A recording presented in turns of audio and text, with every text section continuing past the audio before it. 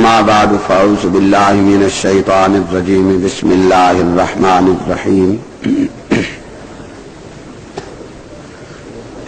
هو الذي أرسل رسوله بالهدى ودين الحق ليظهره على الدين كله ولو كره المشركون وقال الله في مقام آخر محمد رسول الله والذين معه أشداء على الكفار رحماء بينهم تراهم ركعا سجدا يبتغون فضلا من الله ورضوانا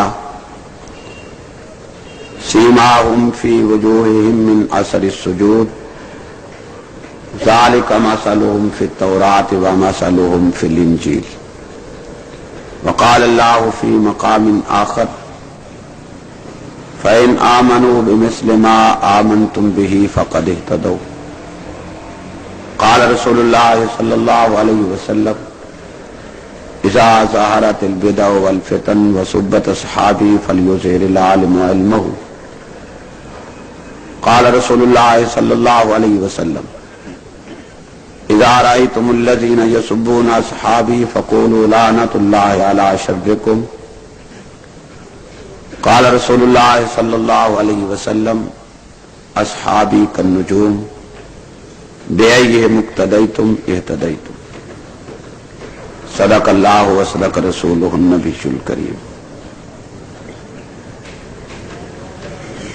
صدر جلسہ معزز علماء کرام، گرامی قدر سامعین، انجمن سپاہ صحابہ پشاور اور سپاہ صحابہ پارا چنار کے عزیز نوجوانوں،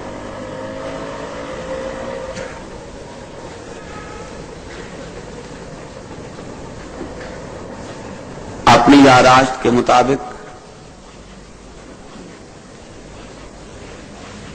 غالباً 4 سال بعد میں آپ سے آپ کے شہر میں چوک یادگار میں آج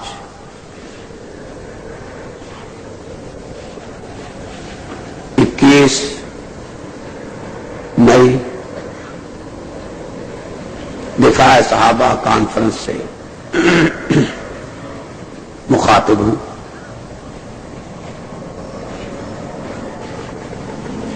بہت سارے دوست، بہت سارے ساتھی آپ میں ایسے ہوں گے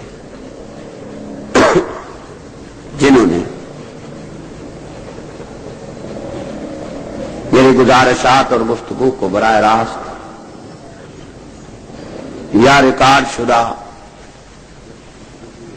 تقاریر کے ذریعے سنا ہوگا، اور ایسے بھی بہت ہوں گے کہ جنہیں آج میں انتظامیہ والوں سے درخواست کروں گا یہ طرح کچھ کوٹ رہے ہیں اسے ضم نہ کر دے۔ یہ آواز آ رہی ہے اس طرف سے، اسے روک دیں۔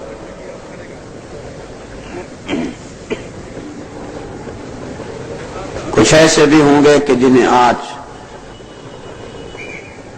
پہلی مرتبہ میرے خیالات کو سننے کا اتفاق ہو رہا ہوگا۔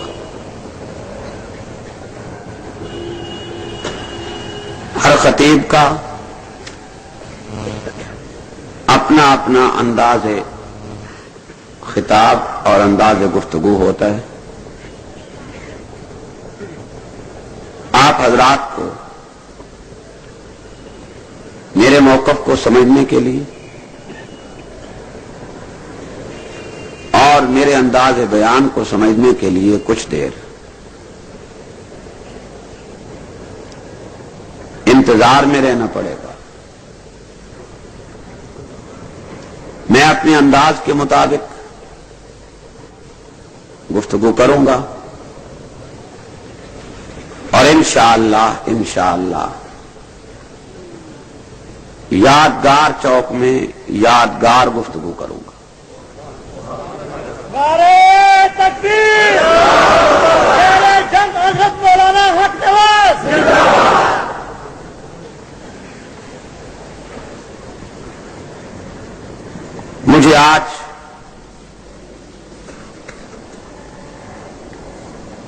اس حقیقت کو بڑے واضح لفظوں میں آپ کے سامنے پیش کرنا ہے کہ کیا کسی بھی مقام پر یا کبھی یا کسی وقت شیعہ اور سنی اتحاد ممکن ہے یا نہیں؟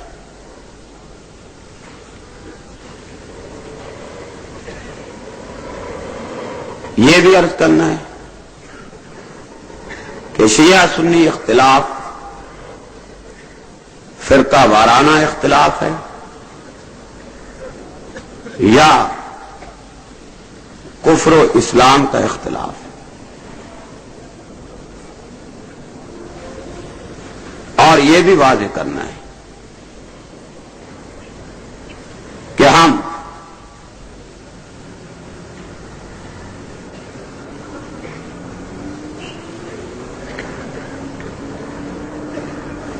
شیعت کے لیے کتنی اور کب تک نرمی اختیار کر سکتے ہیں یا نہیں؟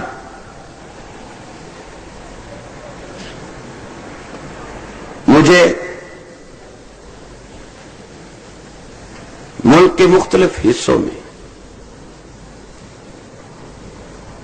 اس عنوان سے بدنام کیا جاتا ہے کہ میں فرقہ واریت پھیلاتا ہوں۔ میں آج اس تاریخ ساز اجتماع میں اپنا موقف واضح دلیل کے ساتھ آپ کے سامنے رکھوں گا اور فیصلہ آپ پر چھوڑ دوں گا، اور آپ پر فیصلہ بھی اس صورت میں چھوڑوں گا کہ آپ اپنی قبر اور آخرت سامنے رکھ کے میری گفتگو کو سننے کے بعد فیصلہ دیں کہ میں فرقہ وارانہ گفتگو کرتا ہوں یا خالصتاً اسلامی گفتگو کرتا ہوں۔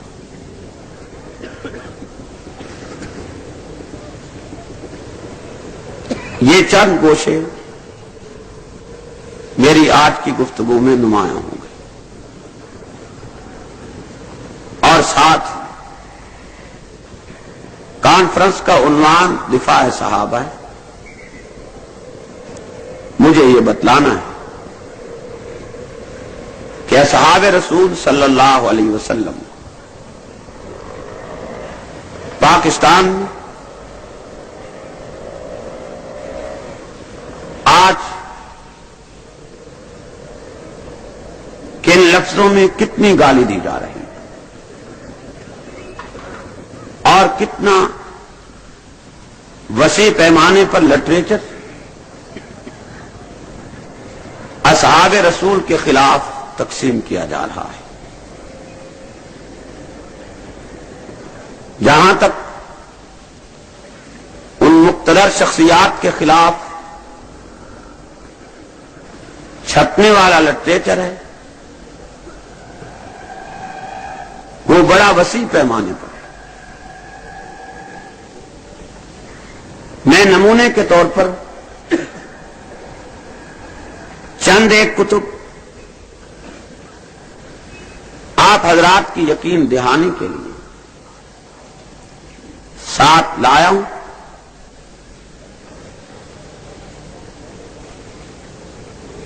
ورنہ اگر آپ لوگ اس جستجو میں لگ جائیں تو ہر دن ہر ہفتے ایک نئی کتاب مارکیٹ میں آتی ہے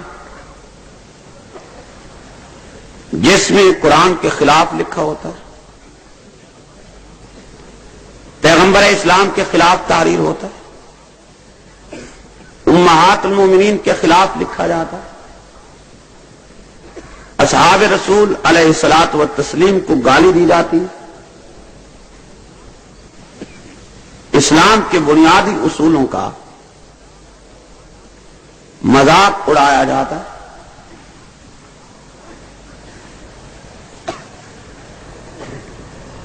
اگرچہ میری عام طور پر لٹریچر کو ساتھ لے کر چلنے کی عادت نہیں ہے، لیکن میں نے اپنے طور پر یہ احساس کیا کہ میں آپ کو نمونتاً چند چیزیں دکھاؤں تاکہ آپ کو تسلی ہو اور آپ ان لائنوں پر چل کر آنے والے حالات کو سوچیں اور کوئی واضح لائحہ عمل یا واضح پروگرام آپ تجویز کریں.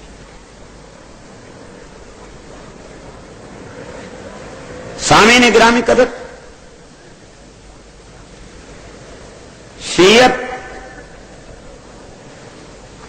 نہ عام فرقہ ہے نہ عام جماعت ہے اور نہ ہی اسلامی فرقہ ہے. میں بڑے ٹھوس لفظوں میں بڑی ذمہ داری کے ساتھ اور بڑے پر اعتماد لہجے میں یہ لفظ استعمال کر رہا ہوں کہ شیعہ نہ اسلامی فرقہ ہے نہ اسلامی جماعت ہے اور نہ ہی یہ عام گروہ کہ جسے نظر انداز کر دیا جائے. ہاں، کچھ حضرات جنہیں اس فرقہ کو پڑھنے اور معلوم کرنے کا اتفاق نہیں ہوا، وہ بہت سارے مغالطوں میں مبتلا ہیں، اور جنہیں اس فرقے کے نظریات کے مطالعے کا موقع ملا ہے ان کی وہی سوچ ہے، وہی فکر ہے، وہی موقف ہے جو میرا ہے. اور میں آپ کو بھی اس بات کی دعوت دوں کہ آپ میری زبان پہ یقین نہ کریں، آپ اپنے طور پر مطالعہ کریں، آپ اپنے طور پر تحقیق کر لیں، آپ اپنے طور پر جستجو کریں. تو مجھے امید ہے کہ آپ اسی نتیجہ پر پہنچ جائیں گے جس نتیجے پہ میں پہنچا یا جس نتیجے پر سپاہ صحابہ پہنچی. آج کے جلسے کے لیے کچھ لوگوں کے ذہن میں یہ ضرور ہوگا کہ یہ فرقہ وارانہ جلسہ، جبکہ میں اسی حقیقت سے آج پردہ ہٹانا چاہتا ہوں کہ یہ فرقہ وارانہ جلسہ نہیں ہے، بلکہ اس میں خالصتاً کفریہ نظریات کا رد کیا جائے گا اور قرآن و سنت کی روشنی میں ایمانیات کو بیان کیا جائے گا. اور میں ایک بار پھر جرأت کے ساتھ یہ کہنا ضروری سمجھتا ہوں کہ میں آپ کو دعوت فکر دیتا ہوں، آپ ہمارے موقف پر دیانتداری کے ساتھ رائے زنی کر دیکھیں اور پھر بات کریں کہ ہمارا موقف صحیح ہے یا غلط ہے. اور صرف آپ کو دعوت فکر نہیں بلکہ میں پوری شیعہ قوم کو، چاہے وہ پاکستان میں چاہے ایران میں چاہے علاقہ غیر میں کہیں ہو، میں انہیں بھی یہ دعوت دیتا ہوں کہ میں شیعہ فرقہ کو مسلم فرقہ کی حیثیت سے نہیں مانتا ہوں. اگر انہیں میرے اس موقف سے اختلاف ہے تو وہ بجائے کوئی اور شور و غوغا کرنے کے وہ مجھے پاکستان کی عدالت عالیہ ہائی کورٹ ہو یا سپریم کورٹ اس میں رٹ کر کے ملزم کی حیثیت سے طلب کرے، عنوان بحث یہ ہوگا کہ شیعہ مسلم ہے یا غیر مسلم۔ اگر میں انہیں غیر مسلم ثابت نہ کر سکوں تو اس رب کی قسم جس کے قبضہ قدرت میں میری اور کائنات کی جان ہے، میں عدالت عالیہ کو لکھ کے دینے کے لیے تیار ہوں کہ مجھے گولی مارنے کا آرڈر کر دیا جائے۔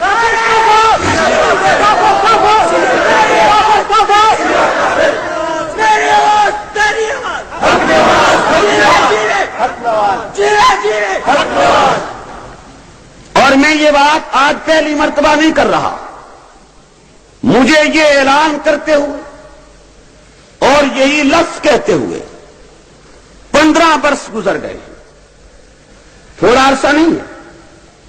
20 سینکڑوں کیسٹیں میری اس گفتگو پر مشتمل ملک اور بیرون ملک میں موجود ہیں، لیکن آج تک کسی شیعہ میں جرأت نہیں ہوئی کہ وہ مجھے اس طرح عدالتی چیلنج کرے، بلکہ میں آج یہ بات بھی جرأت کے ساتھ کہتا ہوں کہ دنیا جہان کا کوئی بھی شیعہ ہو وہ زہر کا پیالہ پی سکتا ہے، مجھے اس عنوان پر عدالتی چیلنج نہیں کر سکتا۔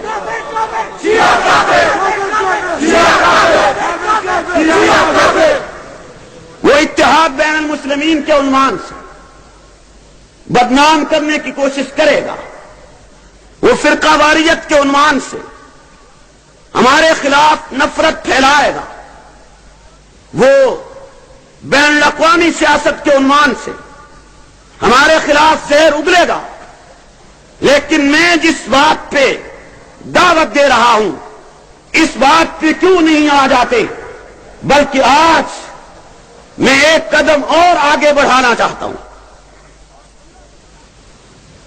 اور جرأت کے ساتھ بڑھانا چاہتا ہوں کہ آج تو جمہوری حکومت قائم ہے، ہائی کورٹ اور سپریم کورٹ نہ صحیح، تم قومی اسمبلی میں شیعہ سنی مسئلہ زیر بحث لاؤ، جس طرح قادیانی مسئلہ زیر بحث لایا گیا تھا۔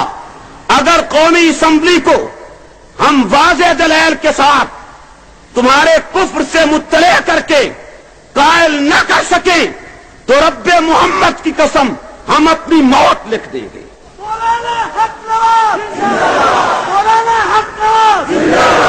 لیکن یہ بھول جاؤ اور یقیناً بھول جاؤ تم بھی اور حکومت بھی کہ تم ہمارے معقول دلائل اور ہمارے وزنی دلائل کا رد فرقہ وارانہ لفظ بول کر ختم کر دو گے، یا ہم تمہاری تردید اس لیے چھوڑ دیں گے کہ اخبار ہمارا بیان نہیں لگاتا، یا لوگ ہمیں فرقہ وارانہ سرگرمیوں میں ملوث کہہ کے طعنہ دیتے اس لیے تمہارے کفریات کو بیان کرنا چھوڑ دیا جائے گا۔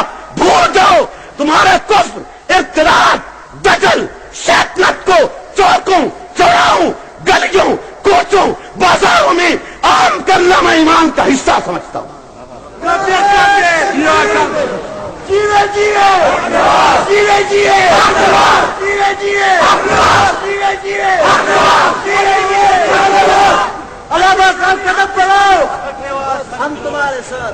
ون وے ٹریفک نہیں چلنی چاہیے، اتحاد بین المسلمین کے داعیوں کی بات بھی سنی جائے، ہماری بات بھی سنی جائے۔ فیصلہ عدالت اسی وقت صحیح دے سکتی ہے جب فریقین کا موقف سنا جائے، یک طرفہ دلائل سننے کے بعد فیصلہ نہیں کیا جا سکتا ہے۔ آغاز ہی میں کہنا چاہتا ہوں، اتحاد بین المسلمین کا نعرہ بڑی تیزی کے ساتھ بلند کیا جاتا ہے اور کہا دیا جاتا ہے کہ شیعہ اور سنی دونوں مسلم ہیں، لہذا اتحاد کر لیا جائے۔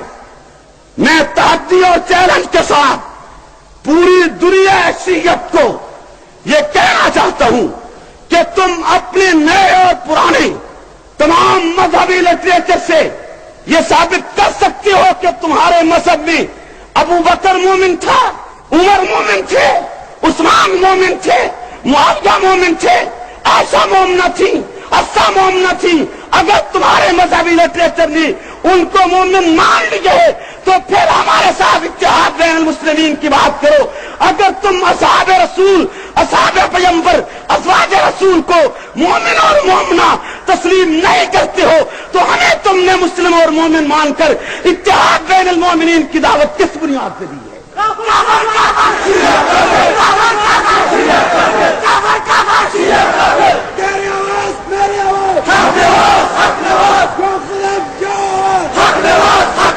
اگر ابو بکر مومن نہیں پھر کوئی بھی سنی مومن نہیں، اگر عمر مومن نہیں پھر کوئی بھی سنی مسلمان نہیں ہے، اگر عثمان مومن نہیں پھر کوئی بھی سنی مسلمان نہیں ہے، اگر عائشہ طیبہ مومنہ نہیں پھر کوئی بھی سنی مسلمان نہیں ہے۔ بات دو کرو، تم صحابہ کو کافر کہو، تم پھر بھی مسلم ہو، میں تمہیں کافر کہوں تو تخریب کار کیسے بن گیا؟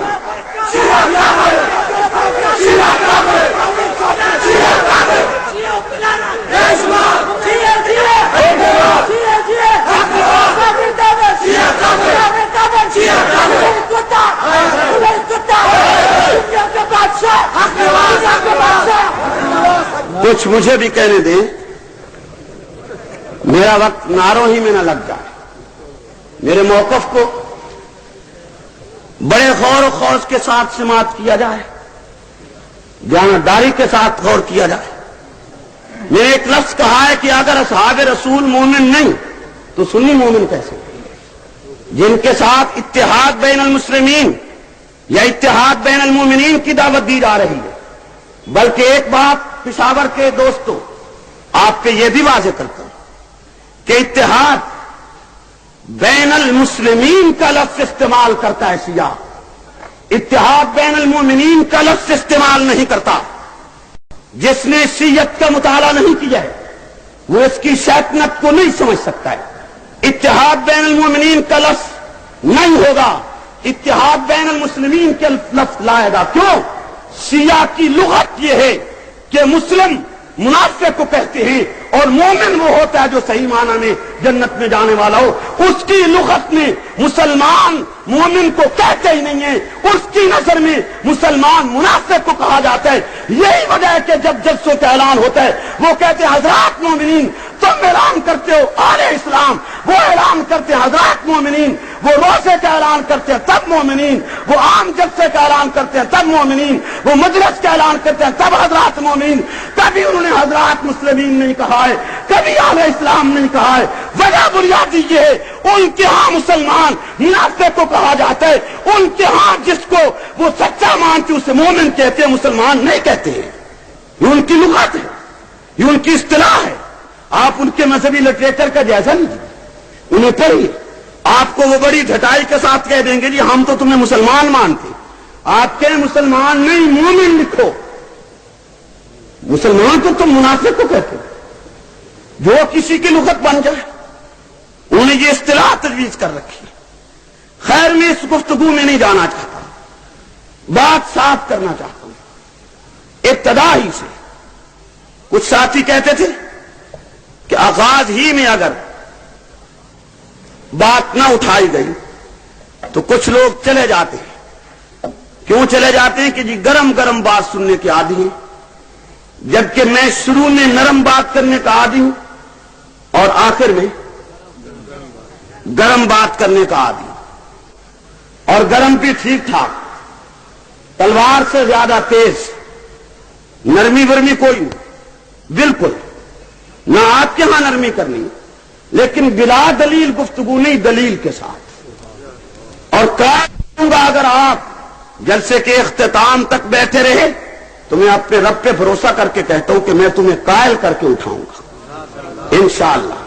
پھر کسی بھی شخص میں جرأت نہیں رہے گی جو آج کے جلسے میں شریک ہے کہ وہ کہے کہ شیعہ بھی مسلمان ہے، نہیں رہے گی جرأت، مجھے امید ہے۔ ہاں اس کے اپنے نہ ہو تو میں کچھ نہیں کہہ سکتا، لیکن اگر اس کے دل میں رتی بھر ایمان ہوگا تو وہ قائل ہوئے بغیر یہاں سے نہیں جائے گا، نہیں جائے گا انشاءاللہ، نہیں جائے گا۔ نماز عبادت ہے، ساری دنیا جانتی ہے۔ جو فرقہ نماز میں بھی گالی دینے کا قائل ہو وہ مسلمان ہو سکتا ہے؟ بلند آواز سے نماز عبادت ہے یا نہیں ہے؟ جی نماز خشوع و خضوع کے ساتھ پڑھنی چاہیے یا نہیں پڑھنی چاہیے؟ جو طبقہ، جو گروہ، جو فرقہ نماز میں بھی گالی دینا ثواب سمجھتا اور ضروری سمجھتا ہو وہ مسلم کیسے ہو سکتا ہے؟ اور گالی بھی حق نواز کو نہیں، یا گالی فضل الرحمان کو نہیں، یا گالی کسی عام مولوی کو نہیں، گالی بھی صدیق کو، گالی بھی عمر کو، گالی بھی عثمان کو، گالی بھی معاویہ کو، گالی بھی عائشہ کو، گالی بھی حفصہ کو، ان مقتدر شخصیات کو گالی دینا جو نماز میں ضروری سمجھتا ہو، تم بتلاؤ کہ وہ مسلم ہوگا یا کافر ہوگا؟ میں آپ کو لین پر لانے کے لیے آغاز ہی میں بتلانا چاہتا ہوں، علماء ہوں تب بھی، عوام الناس ہوں تب بھی، وکلاء ہوں تب بھی، طلباء ہوں تب بھی، گریجویٹ ہوں یا غیر گریجویٹ، ان پڑھ ہوں یا پڑھے لکھے، سب کو کہنا چاہتا ہوں، اور خصوصاً ایرانی انقلاب کے مداحوں کو، ایرانی انقلاب کی رٹ لگانے والوں کو دعوت فکر دینا چاہتا ہوں کہ منافقت مت کرو، کھل کے بات کرو۔ یہ کتاب عین الحیات ایران سے چھپی ہے، پاکستان میں آئی ضرور ہے لیکن چھپی ایران میں ہے، خمینی کے دور اقتدار میں چھپی ہے اور تہران میں چھپی ہے جو ایران کا دارالخلافہ ہے۔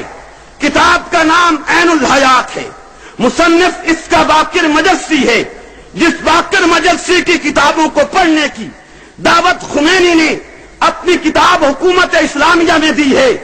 باقر مجلسی اپنی اس کتاب عین الحیات کے صفحہ 599 پر تحریر کرتا ہے، میں وہی الفاظ آپ کے سامنے لا کر آپ کی مذہبی غیرت کو پوری طرح جھنجھوڑنا چاہتا ہوں۔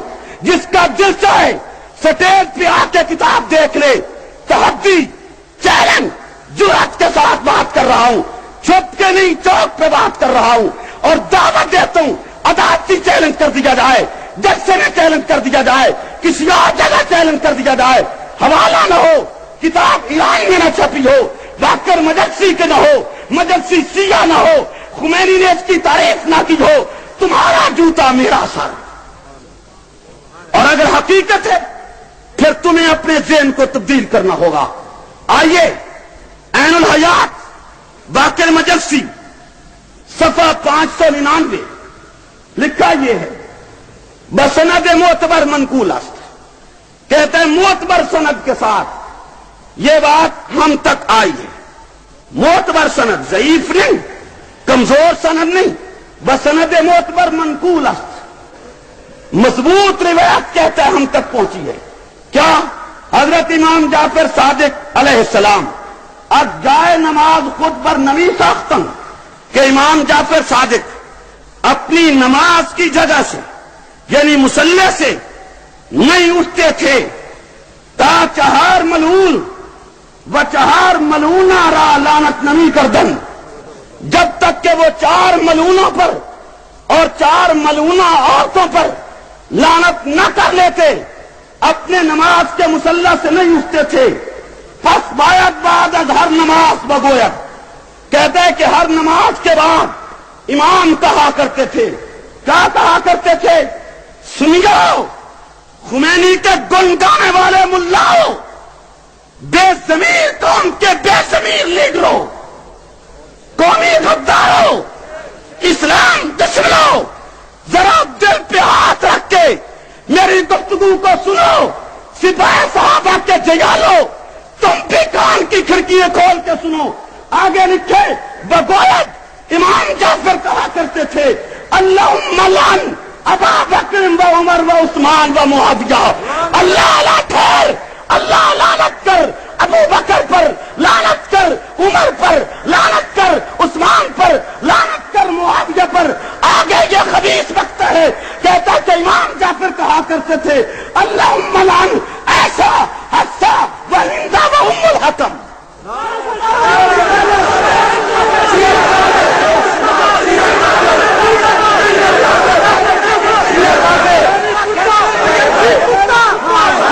میری تقریر کا جواب، میری گفتگو کا جواب فرقہ واریت کا عام فام لفظ استعمال کر کے مت دیا جائے، دلائل سے دیا جائے. یہ صحافیانہ لفظ ہے جو رد دیا گیا ہے. اگر یہ فرقہ ہے تو پھر قادیانی بھی فرقہ ہے، پھر قادیانیت کے خلاف بولنا بھی فرقہ واریت ہوگا. اگر اس کے خلاف بولنا فرقہ واریت ہے، قادیانیت کے کفر سے یہ کم کفر نہیں ہے.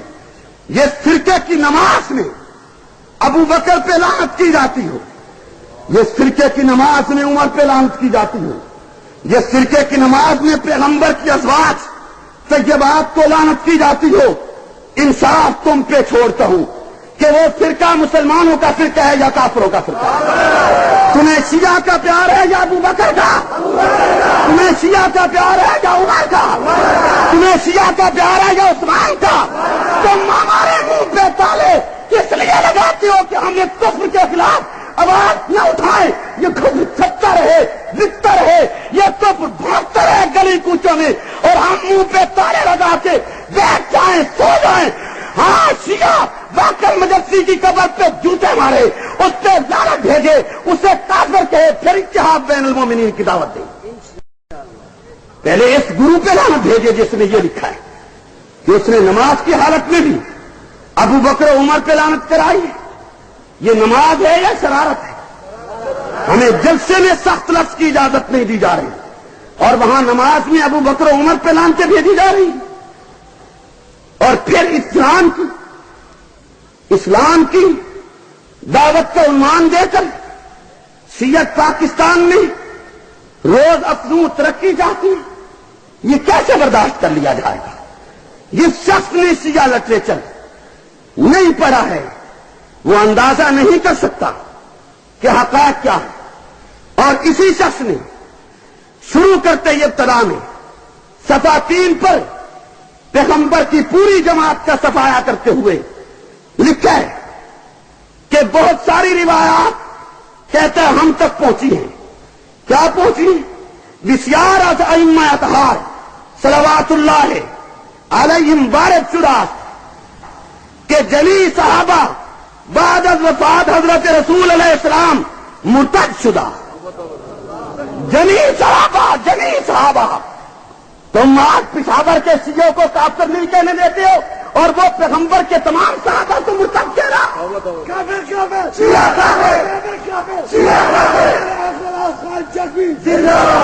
کہتے ہیں کہ بسیار ائمہ سے بہت ساری روایتیں آئی ہیں، جمی صحابہ بعد از وفات حضرت رسول مرتد شدہ، واسدین برگشتہ گشتن مگر شیخ سلمان ابو ذر و مقداد. کہتا ہے نبی کے بعد تمام صحابہ مرتد ہو گئے، کافر ہو گئے، صرف 3 آدمی مسلمان بچ گئے، ایک مقداد، ایک ابو ذر، ایک سلمان.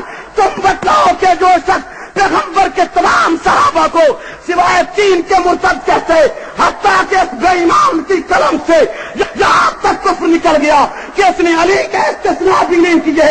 علی بھی صحابہ میں آتے، حسن حسین بھی صحابہ میں آتے، یہ ان کا بھی صفایا کرتا چلا گیا. مقداد کو نکالا ہے، ابو ذر اور سلمان کو نکالا ہے، باقی کہتا ہے جمی صحابہ مرتد شدہ. تمام کے تمام صحابہ مرتد ہو گئے تھے. صحابہ میں ابو بکر ہے، عمر ہے، عثمان ہے، علی ہے، طلحہ ہے، زبیر ہے، حسن ہے، حسین ہے. ان کا استثناء بھی اس خبیث نے نہیں کیا ہے.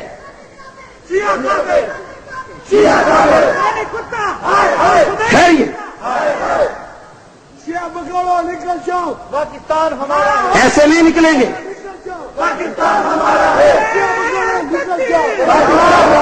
ایسے نہیں نکلیں گے، ایسے نہیں نکلیں گے. میں آپ پہ واضح کرنا چاہتا ہوں، یہ لٹریچر آپ کو اسمبلی میں زیر بحث لانا پڑے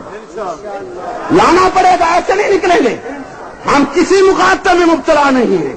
یہ لٹریچر اسمبلی میں زیر بحث آئے گا، پھر ہم وزراء سے، مشیروں سے، MLA حضرات سے، دیگر لوگوں سے پوچھیں گے کہ اب تم فیصلہ کرو کہ یہ مسلمان ہیں یا کافر ہیں. جس طرح قادیانیت کو اسمبلی میں زیر بحث لایا گیا تھا، اسی طرح شیعت پاکستان کی نیشنل اسمبلی میں زیر بحث آئے گی اور لائی جائے گی. نہیں چھوڑا جائے گا.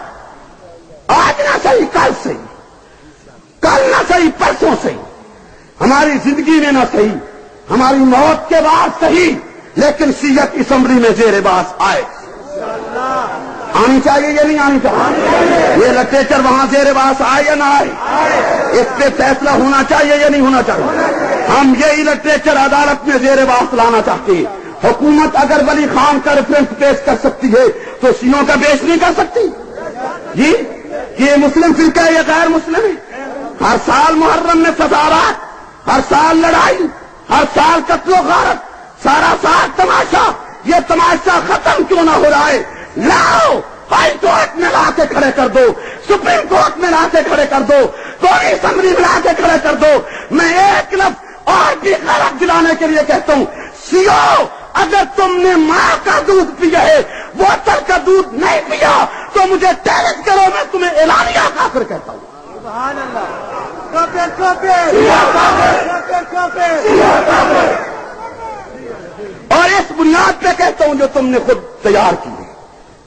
تم نے صحابہ کو نماز میں لعنت کی ہے، تم نے امہات المومنین کو نماز میں گالیاں دی ہیں، تم نے خود لکھا کہ نبی کے تمام صحابہ، جمی صحابہ مرتد ہو گئے. اس بنیاد پہ میں تمہیں کافر کہہ رہا ہوں. اگر تم مومن ہو اور صحابہ کافر ہیں تو الو دا پٹھا ہی ہونا کوئی جڑا تمہیں مسلمان مان لے. کہ تمہیں مسلمان مانا جائے ان کو کافر مان لیا جائے معاذ اللہ. جنہوں نے پیغمبر کے ہاتھ پہ بیعت کی اور نبی سے کلمہ پڑھا ہے، اور ان میں سے بھی پھر ان دو کو کافر مان لیا جائے جو آج بھی جنت میں رسول کے پہلو ہیں. سبحان اللہ. تمہیں مسلمان ماننے کا تو مطلب یہ ہوگا کہ انہیں کافر مانا جائے.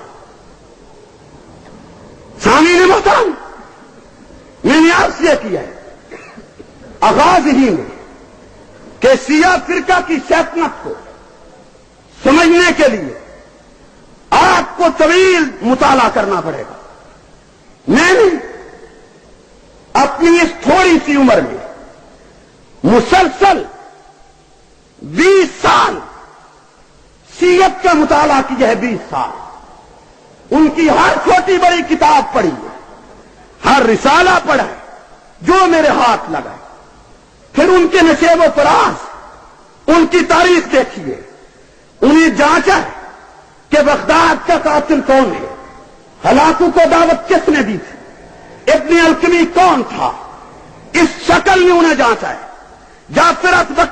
جعفرس بنگال، صادقس دکن، ننگے ملت ننگے دین ننگے وطن، یہ دونوں کون تھے، انہوں نے کیا کارنامے سر انجام دیے، یا کون تھا جس نے ملک دو حصے کیے. ایک ان کی پوری طویل تاریخ پڑھی ہے. حسین بن علی کو کس نے بلایا، خط کس نے لکھے، غداری کس نے کی، پھر حسین کی شہادت کے بعد تبابین کے نام سے جماعت کس نے بنائی، حسین کی مزار پہ جا کے خاک سر میں ڈال کے ماتم کا آغاز کس نے کیا، بلایا خود، وقت پہ تعاون نہیں کیا. شہادت کے بعد حسین کی قبر پہ آ کے خاک سر میں ڈال کر تبابین کے نام سے جماعت کا قیام کیا، مختار سختی کھڑا کیا گیا. فتنہ ہی فتنہ، شرارت ہی شرارت، شیطنت ہی شیطنت. یہی وجہ ہے کہ زین العابدین اس شرارت کو بھانپ گئے تھے اور انہوں نے پھر شیعت کا ساتھ اپنی زندگی میں نہیں دیا ہے. لیکن شیعت باس نہیں آئی ہے، ہر دور میں اس کی سرانگیزیاں برابر مسلسل جاری رہی ہیں. اور چلتے ہوئے یہ بات کہتا جاؤں کہ آج بھی جب افغانستان کے مجاہدین 15 لاکھ کی قربانی دینے کے بعد کامیابی کی منزلوں کو چھونے لگے ہیں تو پھر مجاہدین کی پیٹھ میں چھرا گھونپنے والی شیعت ہے، سنیت نہیں ہے. کون ہے آج جو الگ سے بیعت مانگتا ہے؟ کس کا گروہ ہے وہ جو خفیہ گوربا چوف سے ملاقاتیں کر رہا ہے؟ کون؟ 15 لاکھ کی قربانی کے بعد پھر ایرانی شیعہ چھرا گھونپ چکا ہے کہ مسلمانوں کو کامیابی نہ ہو. اور آپ بھی بڑے سادہ ہیں، پاکستان کے اخبارات بھی بڑے سادہ ہیں، بہت جلد لٹو ہو جاتے ہیں جس پہ ہو جائے، بغیر تحقیق کے کالم لکھے ہیں نوائے وقت تو جنگ نہیں. میں ششتر رہ گیا کہ اتنے بین الاقوامی اخبار اور اتنی کمزور ملاقات، کمزور اطلاعات کہ خمینی نے گوربا چوف کو اسلام کی دعوت دی ہے. میں پوچھ سکتا ہوں اتنے بڑے اجتماع میں آپ تمام پڑھے لکھے طبقے سے کہ دنیا میں صرف گورباچوف کافر ہے اور کوئی کافر نہیں؟ صرف ایک کافر کو دعوت دینا ہے، اس کے ساتھ رشتہ ہے، اس کے وجود سے زیادہ پیار ہے، اس کے وجود کے ساتھ زیادہ محبت ہے کہ اسی کو دعوت دی جا رہی ہے کہ تجھے ہم جنت لے چلتے ہیں۔ امریکہ کے صدر کو دعوت کیوں نہیں ہے اسلام کی؟ برطانیہ کی ملکہ کو دعوت کیوں نہیں ہے اسلام کی؟ اسرائیلی سربراہ کو کیوں دعوت نہیں دی گئی اسلام کی؟ راجیو گاندھی کے نام خط کیوں نہیں لکھا گیا؟ اسے اسلام کی دعوت کیوں نہیں دی گئی؟ صرف گورباچوف کے نام خمینی کا خط اسلام کی دعوت کا جاتا ہے۔ کیوں جاتا ہے؟ دھول جھونکا ہے خمینی نے پوری ملت اسلامیہ کی آنکھ میں۔ یہ اسلام کی دعوت نہیں تھی، یہ خط تھا گورباچوف کے نام کہ عراق میں، عراق کے ساتھ مقابلے میں تو مدد کر، اور افغانستان میں ہم تیری مدد کریں گے۔ اور یہی راز ہے جو فاش کی ہے تکبیر نے، جو کراچی سے رسالہ نکلتا ہے، پڑھ کے دیکھ لیجیے، اور میرے پاس سٹیج پہ موجود ہے۔ گورباچوف حبیب، گورباچوف حبیب، گورباچوف حبیب، گورباچوف حبیب۔ یہاں پاکستان میں اس کے گن گائے جا رہے ہیں کہ اسلام کی دعوت دے دی ہے۔ اور چلتے ہوئے معذرت کے ساتھ یہ بھی کہتا جاؤں، کچھ ملا ٹائپ لوگ بھی خمینی کے گن گاتے ہیں۔ بھول جاؤ، ہم تمہاری شکلیں پرانے لٹریچر میں دیکھ چکے ہیں۔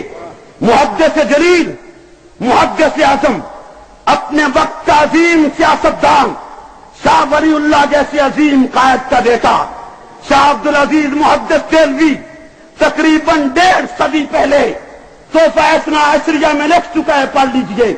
ابھی میں بھی پیدا نہیں ہوا تھا، میرا باپ بھی پیدا نہیں ہوا تھا جب شاہ عبدالعزیز محدث دہلوی شیعت کے خلاف لکھ رہے تھے۔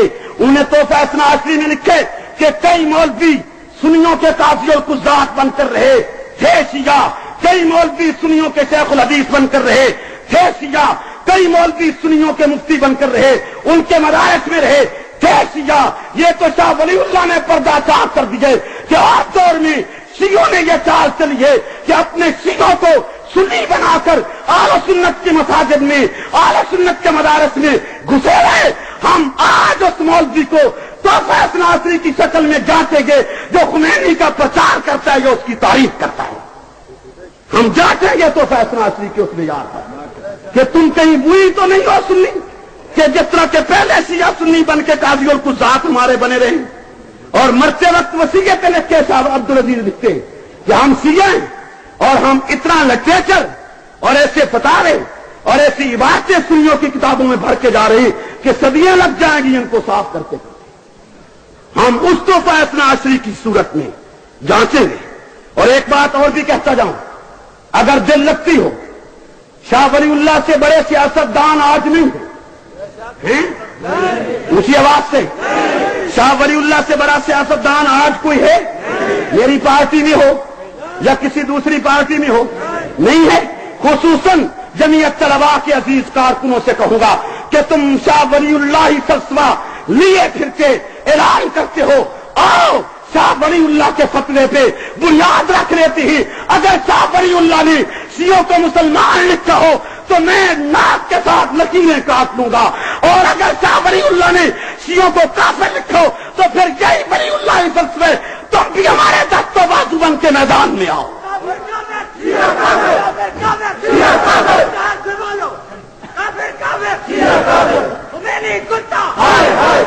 اٹھاؤ اٹھاؤ شاہ ولی اللہ کی کتابیں،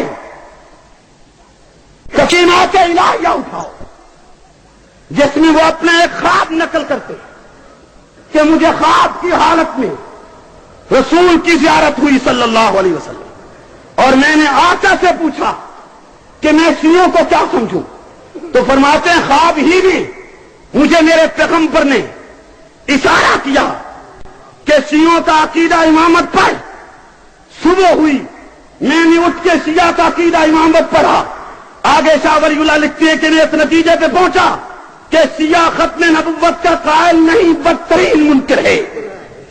اب تم سے پوچھتا ہوں، مولویوں سے، لیڈران سے، وکلاء سے، گریجویٹ طبقے سے، جن کا شاہ ولی اللہ کے ساتھ تعلق ہے کہ یہ شاہ ولی اللہ نے جھوٹ بولا ہے، اس نے جھوٹا خواب بیان کیے، نبی پہ بہتان باندھے یا اسے شیعہ کا مسئلہ امامت سمجھ نہیں آیا، وہ سمجھ نہیں سکے، شاہ ولی اللہ نے 200 سال پہلے تاریخ تک دیے کہ شیعہ ختم نبوت کا قائل نہیں ہے۔ اگر ختم نبوت کا منکر تمہارے یہاں مسلمان ہے، اتحاد کر لو، کافر ہے تو جدا ہو جاؤ۔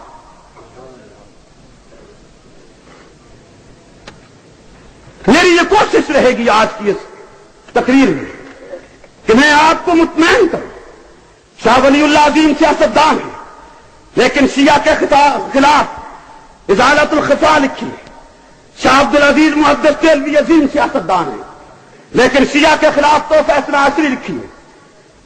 قاسم العلوم والخیرات، حجت الاسلام، بانی دارالعلوم دیوبند، محمد قاسم نانوتوی جنگ آزادی کے ہیرو ہیں، عظیم قائد ہیں، عظیم سپہ سالار ہیں، عظیم سیاستدان ہیں، کامل ولی ہیں، اور پوری دیوبند برادری کے اہل سنت کے مقتدی شمار ہوتے ہیں۔ انہوں نے شیعہ کے خلاف ہدیت الشیعہ لکھی ہے۔ اگر یہ فرقہ وارانہ گفتگو ہے تو شاہ ولی اللہ نے ازالت الخفا کیوں لکھی؟ اگر یہ فرقہ واریت ہے شاہ عبدالعزیز نے تحفہ اثنا عشری کیوں لکھی؟ اگر یہ فرقہ واریت ہے قاسم نانوتوی نے ہدیت الشیعہ کیوں لکھی؟ محدث جلیل علامہ خلیل احمد سہارنپوری نے مطرقۃ القرامہ شیعہ کے خلاف لکھی ہے۔ یہ تمام کے تمام وہ قائد ہیں، وہ اکابر ہیں جو شیعت کے خلاف لکھتے چلے جا رہے ہیں۔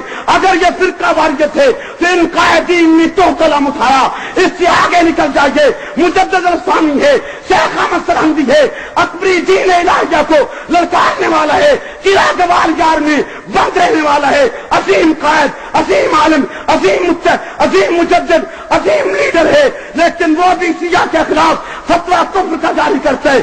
آؤ شاہ حضرت مجدد الثانی کا رد الرفتہ اٹھاؤ، جس میں انہوں نے علماء ماوراء النہر کے فتویٰ کی تائید کی ہے۔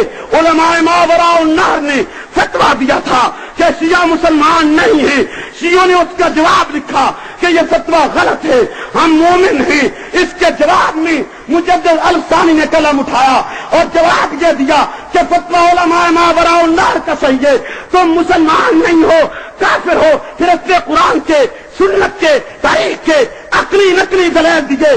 آج رد الرفتہ مجدد الثانی کا اردو اور فارسی میں پاکستان میں موجود ہے۔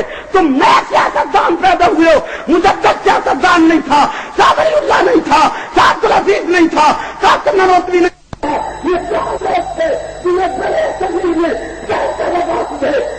شیعہ کے کفریات پر خاموشی نہیں کی ہے، مجھے وہی سیاست سمجھ آتی ہے جو ولی اللہ نے پیش کی ہے۔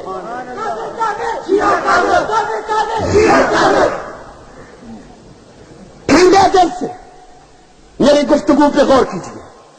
میں لکھی ہو ازالت الخفا شاہ ولی اللہ نے، شیعوں کے خلاف تو میں مجرم، کہ میں کیوں بولتا ہوں؟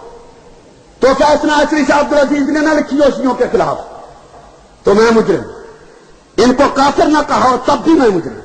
شاہ ولی اللہ نے کافر کہا، شاہ عبدالعزیز نے فتاوی عزیزیہ نے شیعوں کو کافر کہا، مجدد الثانی نے رد الرفتہ نے شیعوں کو کافر کہا، فتاوی عالمگیری جسے عالمگیر اورنگزیب رحمہ اللہ کے دور میں 500 سید علماء نے مرتب کیا، اس میں واضح موجود ہے من انکر صحبت ابی بکر فہو کافر، جو شخص ابو بکر کو صحابی رسول نہیں مانتا فہو کافر۔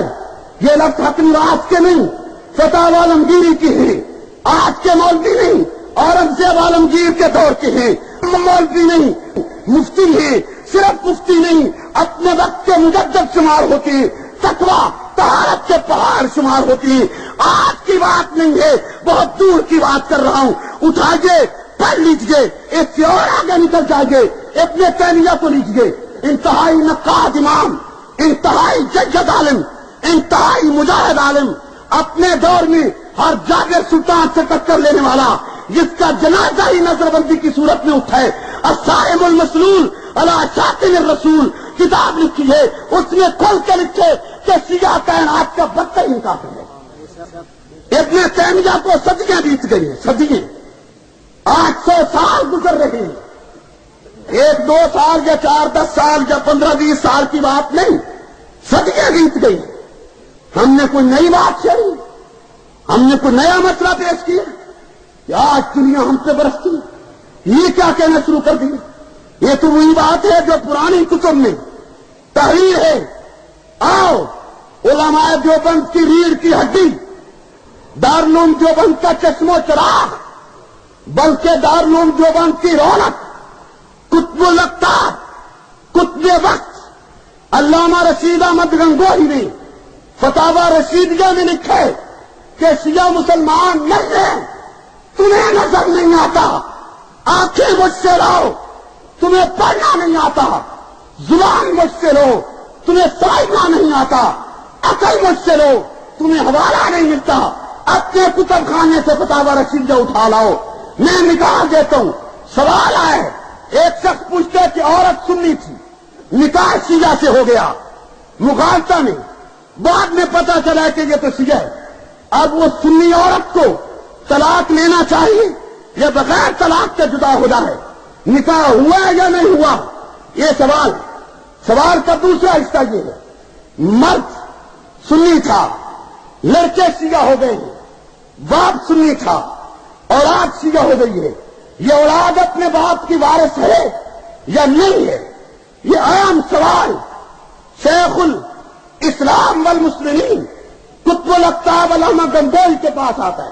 وہ اس کا جواب لکھتے ہیں، فرماتے ہیں کہ عورت کو طلاق لینے کی ضرورت نہیں، جبکہ عورت سنی اور خامن شیعہ ہے، بغیر طلاق کے جدا ہے، یہ نکاح ہوا ہی نہیں تھا. کیوں نہیں ہوا تھا؟ فرماتے ہیں شیعہ مسلمان نہیں کافر ہے. لڑکے جو شیعہ ہو گئے، باپ سنی مرا ہے، وہ لڑکے اپنے باپ کے وارث نہیں. کیوں؟ فرماتے ہیں لڑکے کافر ہو گئے، باپ مسلمان تھا، کافر اولاد مسلمان باپ کی وارث نہیں بنتی. تمہیں نہیں نظر آتا ہے تو فتاوی رشیدیہ میرے پاس لاؤ، میں نکال دیا. یہ میں اس لیے عرض کر رہا ہوں کہ میں آج بنیاد مضبوط کر کے چلوں گا، اور گفتگو بھی میں نے جلدی ختم نہیں کرنی، جب تک میرا دل چاہے گا چلے گا. میں نے آپ سے وعدہ کیا ہے کہ میری آج کی گفتگو یادگار گفتگو رہے گی.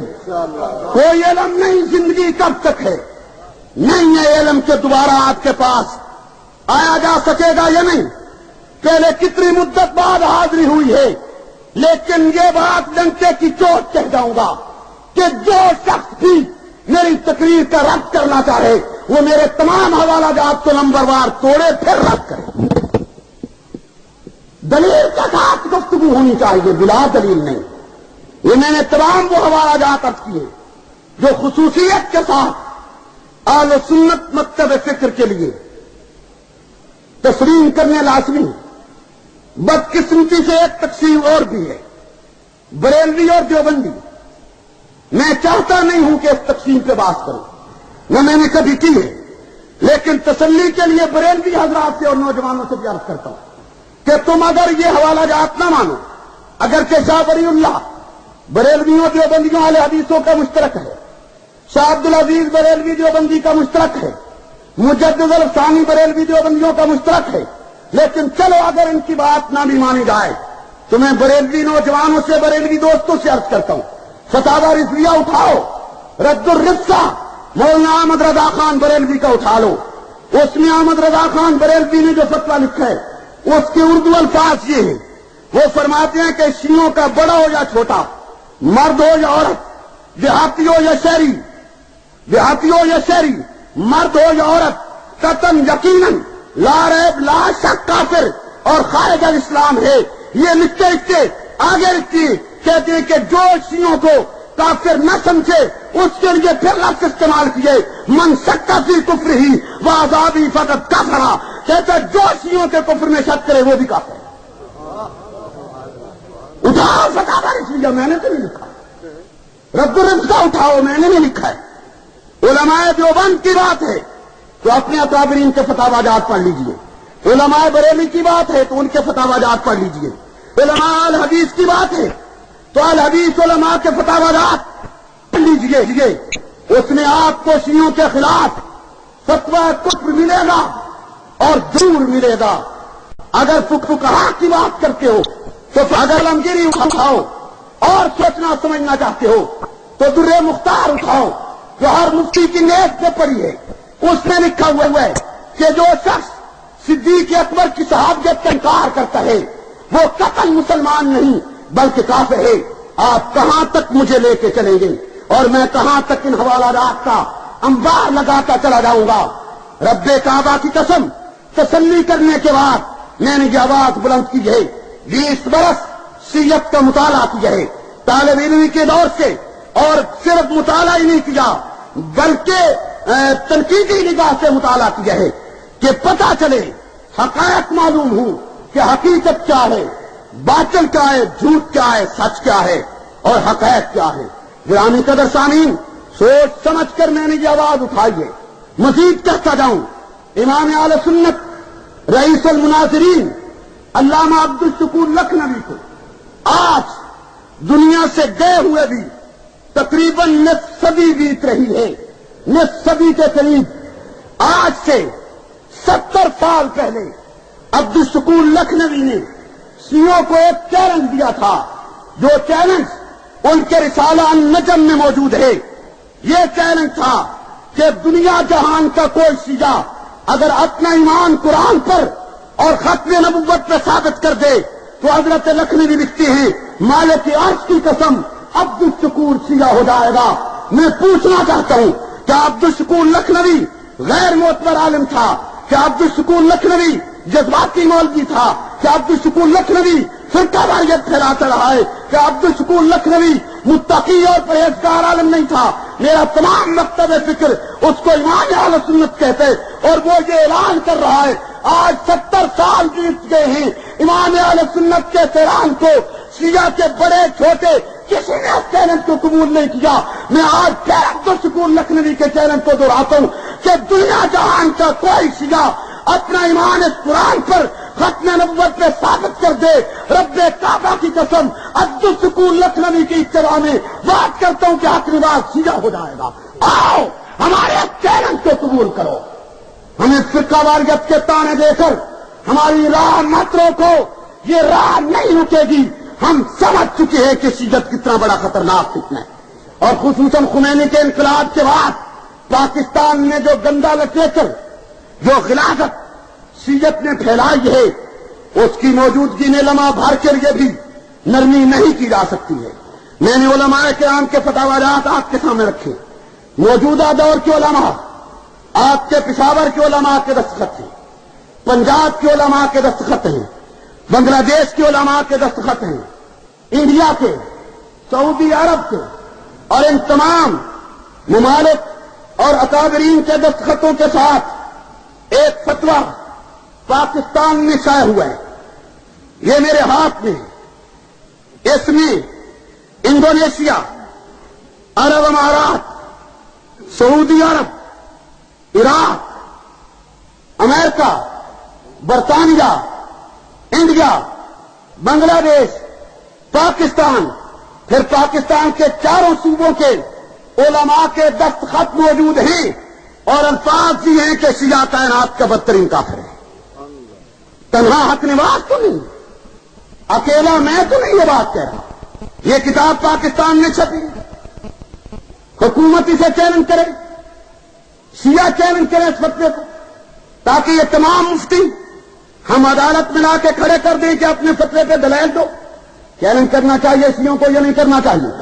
اونچی آواز سے اور بلند آواز سے یہ فتویٰ جو آج اس دور میں علماء کا چھپا ہوا پھر رہا ہے، شیعوں کو چاہیے اسے چیلنج کرے، تاکہ یہ تمام مفتی اپنے فتوے کے دلائل لے کر عدالت میں آئیں۔ ہمیشہ کے لیے ایک فیصلہ ہو، شیعت میں اگر سکت ہے، جان ہے، اور اگر وہ چاہتے ہیں کہ انہیں کافر نہ کہا جائے، وہ اس فتوے کو چیلنج کریں۔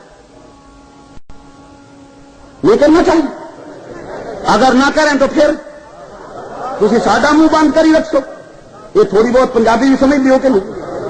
اگر وہ چیلنج نہ کریں تو آپ ہمیں چپ رہنے کا درس دیتے چلے جائیں گے۔ جی سب مجھے سے کہتی ہیں کہ نیچے رکھ نگاہ آپ نے، کوئی ان سے نہیں کہتا نہ نکلو یوں یہاں ہو کر، ہمیں درس دیا جائے گا کہ چپ رہو، منہ بند رکھو۔ پھر ایک بات یہ بھی کہتا جاؤں، شیعہ سیاسی فرقہ ہے، اگر آپ اسلام چاہتے ہیں تو شیعہ اینٹی اسلام ہے. اس کی حدیث کی کتب آپ سے جدا ہے، اس کی فقہ آپ سے جدا ہے، اس کی نماز آپ سے جدا ہے، اس کی زکوٰۃ آپ سے جدا ہے، اس کا روزہ آپ سے جدا ہے، اس کا جنازہ آپ سے جدا ہے، اس کی اذان آپ سے جدا ہے، اس کا کلمہ آپ سے جدا ہے، اس کی وراثت آپ سے جدا ہے، اس کی نکاح آپ سے جدا ہے، اس کی طلاق آپ سے جدا ہے. پورا کا پورا دین جب آپ سے جدا ہے اور آپ پاکستان میں اسلام چاہتے ہیں، بتلاؤ کہ ایک اسلام چاہتے ہو یا دو چاہتے ہو؟ شیعہ اور پیش کرتا ہے، تم اور پیش کر رہے ہو. ایک آدھ مسئلے میں اختلاف ہو تو نپٹایا جا سکتا ہے، یہاں تو تمام ایمانیات میں بنیادی اختلاف ہے. تم بخاری شریف کو حدیث کی کتاب کہتے ہو، وہ بخاری شریف پہ لعنت بھیجتے ہیں. وہ اصول کافی کو حدیث کی کتاب کہتے ہیں، تم اصول کافی پہ لعنت بھیجتے ہو. بتلاؤ تو صحیح کہ سیاسی طور پہ بھی چپ رہے تو کب شیعہ تمہیں پاکستان میں اسلام لانے دے گا؟ افغانستان میں مجاہدین کو کیوں نہیں کامیاب ہونے دیتا؟ وہاں بھی رکاوٹ بن گیا تھا. اس کا پورا نظام، حتیٰ کہ نظام سلطنت آپ سے جدا ہے. یہ فرقے کا نظام سلطنت جدا ہو، اس فرقے کے ساتھ کسی بھی سٹیج پہ میرا یا آپ کا اتحاد ہو سکتا ہے؟ بلند آواز سے اور اونچی آواز سے ایک بات مزید کہنا چاہتا ہوں. جمعیت علماء اسلام نے مینار پاکستان پہ اعلان کیا تھا اور آج تک ہم اس اعلان پہ قائم ہیں کہ پاکستان میں اکثریتی آبادی فقہ حنفی کی ہے، لہذا پاکستان کا پبلک لا فقہ حنفی کے مطابق بننا چاہیے. میں آپ سے پوچھتا ہوں کہ کیا شیعہ اس مطالبے میں ہمارے ساتھ آ سکتا ہے، اتحاد کر سکتا ہے، ساتھ دے سکتا ہے، ہمارے اس موقف پہ ہمیں ووٹ دے سکتا ہے؟ جب نہیں دے سکتا ہے تو شرم کس بات کی، حیا کس بات یا خاموشی کس بات کی؟ مزدور کے حقوق کے لیے جنگ لڑوں، کسان کے حق کے لیے جنگ لڑوں، فٹ پاتھ پہ بیٹھے ہوئے بھوکے کے لیے جنگ لڑوں، صدیق کی عزت اور آبرو کی جنگ کیوں نہ لڑوں؟ ایسا طیبہ کی عظمت اور عزت کی جنگ کیوں نہ لڑوں؟ آپ بتلائیں. جنہیں نماز میں گالیاں دی جا رہی ہیں کہ اس وقت تک نماز ختم نہیں ہوتی ہے جب تک کہ ایسا طیبہ اور ابو بکر پہ معاذ اللہ لعنت نہیں بھیج لی جاتی. گرامی قدر، میں تو ابھی بہت نچلی باتیں کر رہا ہوں. بنیاد ہے، جڑ ہے کتاب اللہ. دین کی بنیاد کتاب اللہ ہے، اساس کتاب اللہ ہے. یہ شیعہ مقبول حسین دہلوی کا ترجمہ قرآن میرے ہاتھ میں ہے. 12 مجتہدوں نے تقریباً اس ترجمے کی تائید کی ہے. آج اس ترجمے کو چھپے ہوئے 70 برس کا عرصہ بیت گئے ہیں. 70 برس. اور اس وقت کے جتنے شیعہ بڑے بڑے مجتہد تھے سب نے اس کی تائید کی ہے. اس کے 12ویں پارہ میں 16ویں رکوع پر مقبول حسین دہلوی شیعہ مجتہد حاشیہ لگا کر لکھتے کہ یہ قرآن غلط ہے اور شراب خور خلفاء کی خاطر لکھا گیا ہے. شراب خور خلفاء کی خاطر. آپ میں مجمع میں سے کوئی شخص بھی یہ حوالہ دیکھنا چاہے بلا جھجک سٹیج پہ آئے، بلکہ اپنی زبان سے پڑھ کے سنائے. کہتا ہے شراب خور خلفاء کی خاطر یہ کتاب تبدیل کی گئی ہے. پھر سوال اٹھاتا ہے، کہتا ہے جب قرآن غلط ہے تم صحیح کر دو. کہتا ہم امام کے حکم سے مجبور ہیں، جب تک مہدی غار سے باہر نہیں آئے گا ہم یہی غلط قرآن پڑھیں گے، اور جب مہدی غار سے باہر نکل آئے گا اس وقت قرآن اصلی حالت میں پڑھا جائے گا. سن جاؤ پیشابی نوجوانوں، تم بتلاؤ کہ جو قرآن کو شرابیوں کی کتاب کہے، قرآن کو بدلی ہوئی کتاب کہے، قرآن کی اصلیت کا انکار کرے، وہ مسلم ہے یا کافر ہے؟ بلند آواز سے اور اونچی آواز سے اور بلند آواز سے.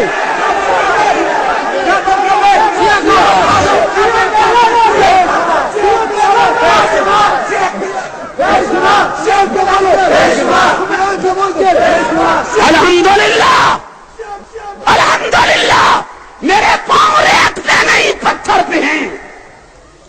میرے پاؤں کے نیچے ریت کی دیوار نہیں ہے، پتھر کی دیوار ہے.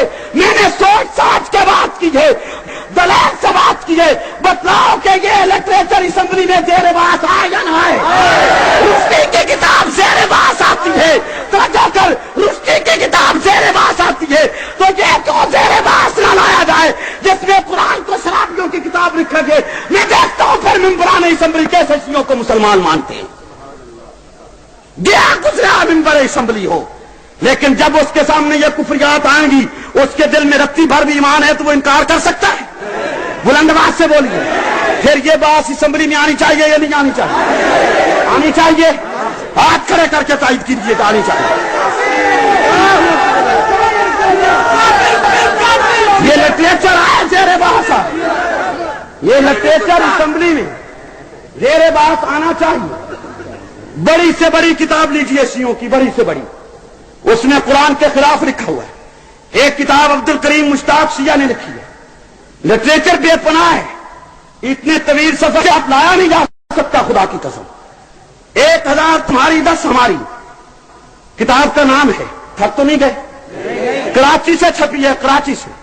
عبد الکریم مشتاق شیعہ اس کا مصنف ہے، وہ اس میں ہمیں خطاب کر کے سنیوں کو لکھتا ہے، سنیو جو قرآن تم پڑھتے ہو اس میں تو پاکستان کا تذکرہ نہیں ہے، جو ہمارا قرآن ہے اس میں پاکستان کا ذکر بھی ہے، اردو میں 1000 تمہاری 10 ہماری، یہ کتاب کا نام ہے، اردو میں چھپی ہے، کراچی سے چھپی ہے، پڑھیے۔ اللہ نے تمہیں آنکھیں دی ہیں، دولت دی ہے، خرید کے پڑھ لیجیے، نہیں ملتی میں پڑھاتا ہوں۔ جو شخص یہ کہتا ہے کہ پاکستان کا ذکر ہے قرآن میں اور وہ اس قرآن میں نہیں ہے لہذا ہمارا قرآن صحیح ہے جس میں پاکستان کا ذکر ہے، یہ مسلمان ہے یا کافر ہے؟ کراچی سے ایک تفسیر چھپی ہے قرآن کی،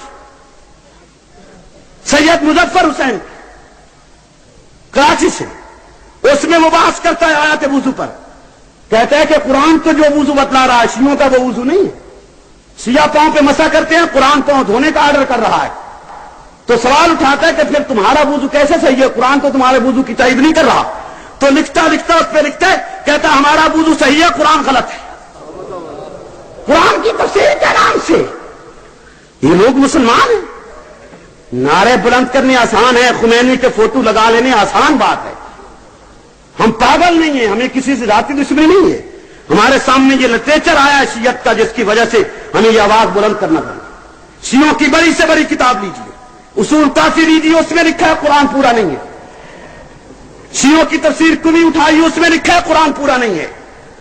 کوئی کتاب اٹھائیے شیعوں کی بڑی ہو یا چھوٹی، ہر کتاب میں قرآن کے خلاف لکھا ہے کہ یہ اصلی قرآن نہیں ہے، حتیٰ کہ چھوٹی سے چھوٹی کتاب یہ پاکٹ ٹائپ ہے، جس کو ہر شیعہ جیب میں رکھتا ہے، بچے جیب میں رکھتے ہیں، جوان جیب میں رکھتے ہیں، چھوٹی بنائی اس لیے آپ کو بھی نظر آ رہی ہوگی، نام رکھا ہے یقین محکم، اس میں لکھا ہے، کہتا ہے کہ یہ قرآن اصلی نہیں، اسے صحابہ نے بدل دیا تھا، اور حجاج بن یوسف نے کہتا ہے اس پر زیریں زبریں غلط لگائی ہیں، یہ اصلی کتاب نہیں ہے جو آج پڑھی جا رہی ہے، یہ چھوٹی سی کتاب ہے ان کی یقین محکم، اس میں بھی یہی افواد، یہی کفریات اور یہی بکواس ہے۔ ان نقائد کے بعد شیعہ کے لیے نرم گوشہ پیدا کیا جا سکتا ہے، انہیں لمحہ بھر کے لیے بھی مسلمان مانا جا سکتا ہے۔ سامعین گرامی قدر، آگے بڑھ کے جائیے، تھکے تو نہیں؟ پوچھ اس لیے رہا ہوں کہ میرا ابھی ارادہ اور آگے جانے کا، جاؤں؟ کب تک اجازت ہے جانے کی؟ یہ میں تقریر آج عام حالات سے ہٹ کے کر رہا ہوں، میں ایک باقاعدہ کیس لڑ رہا ہوں، باقاعدہ کیس، تقریر نہیں، تقریر تو 15 منٹ میں ہو سکتی ہے، 20 منٹ میں ہو سکتی ہے، گھنٹے میں ہو سکتی ہے، اور تقریر میں ایک آدھ حوالہ کافی ہوتا ہے یا 1-2 واقعات بیان کر دینے کافی ہوتی ہیں۔ میں باقاعدہ چوک پہ کھڑے ہو کے آپ کا ایک کیس لڑ رہا ہوں اور آپ کی عدالت میں اپنا استغاثہ پیش کرتا ہوں اور آپ سے اسی میدان میں فیصلہ لینا چاہتا ہوں۔ اللہ نے آپ کو عقل دی ہے، سوچ دی ہے، سمجھ دی ہے، اسی میدان میں فیصلہ لوں گا کہ انہیں مسلمان سمجھا جائے یا نہ سمجھا جائے، اور جو مولوی ان کے ساتھ اتحاد کی دعوت دیتے پھر رہے ہیں، اگر انہوں نے نہیں پڑھا تو شیعت کو پڑھیں، ہم نرمی کرتے ہیں، اور اگر پڑھنے کے بعد یہی کچھ کہتے ہیں تو پھر وہ سنی نہیں ہیں شیعہ اور سنی کا لباس پہن کے آئے ہیں، پھر ہم کوئی نرمی نہیں کریں گے۔ تو چلوں آگے؟ ہاتھ کھڑے کر کے بتلائیے کہ چلوں؟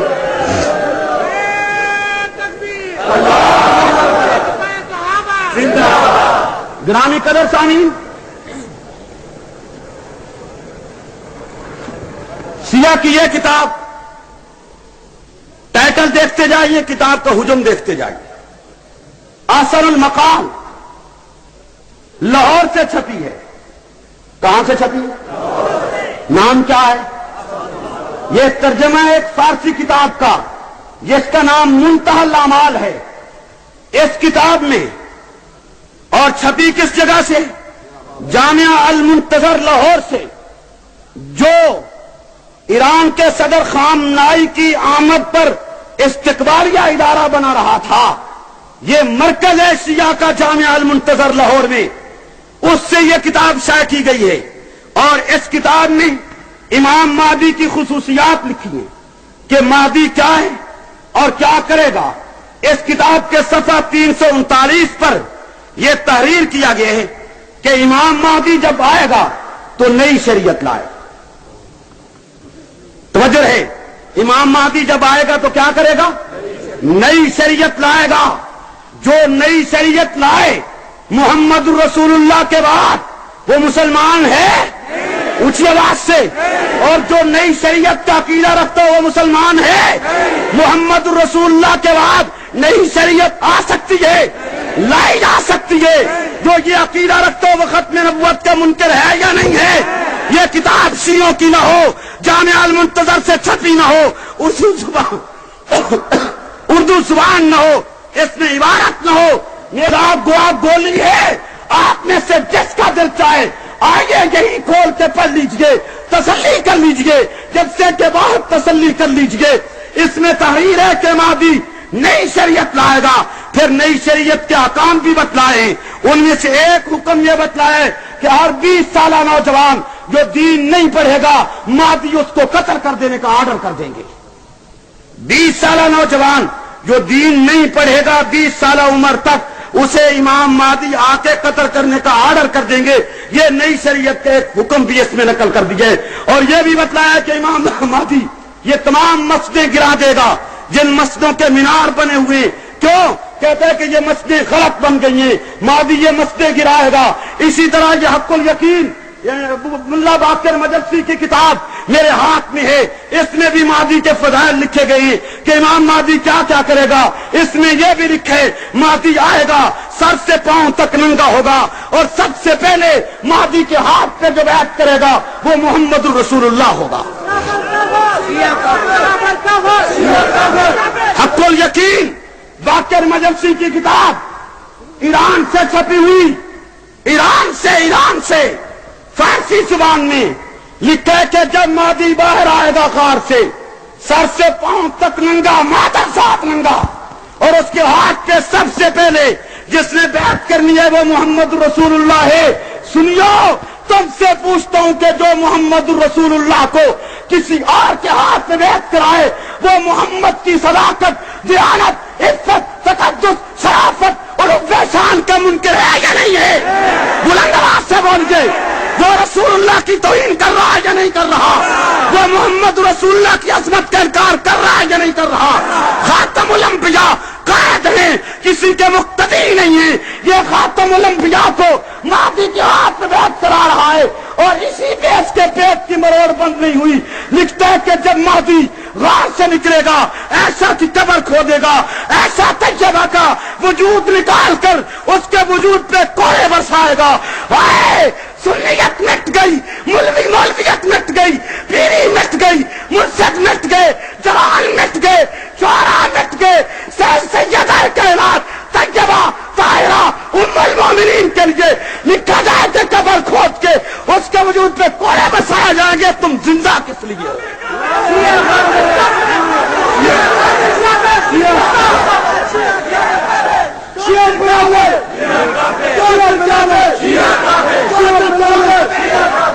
حق الیقین ضمانت کے ساتھ بتلاؤ، یہ لٹریچر عدالت میں زیر بحث آنا چاہیے یا نہیں؟ اسمبلی میں آنا چاہیے؟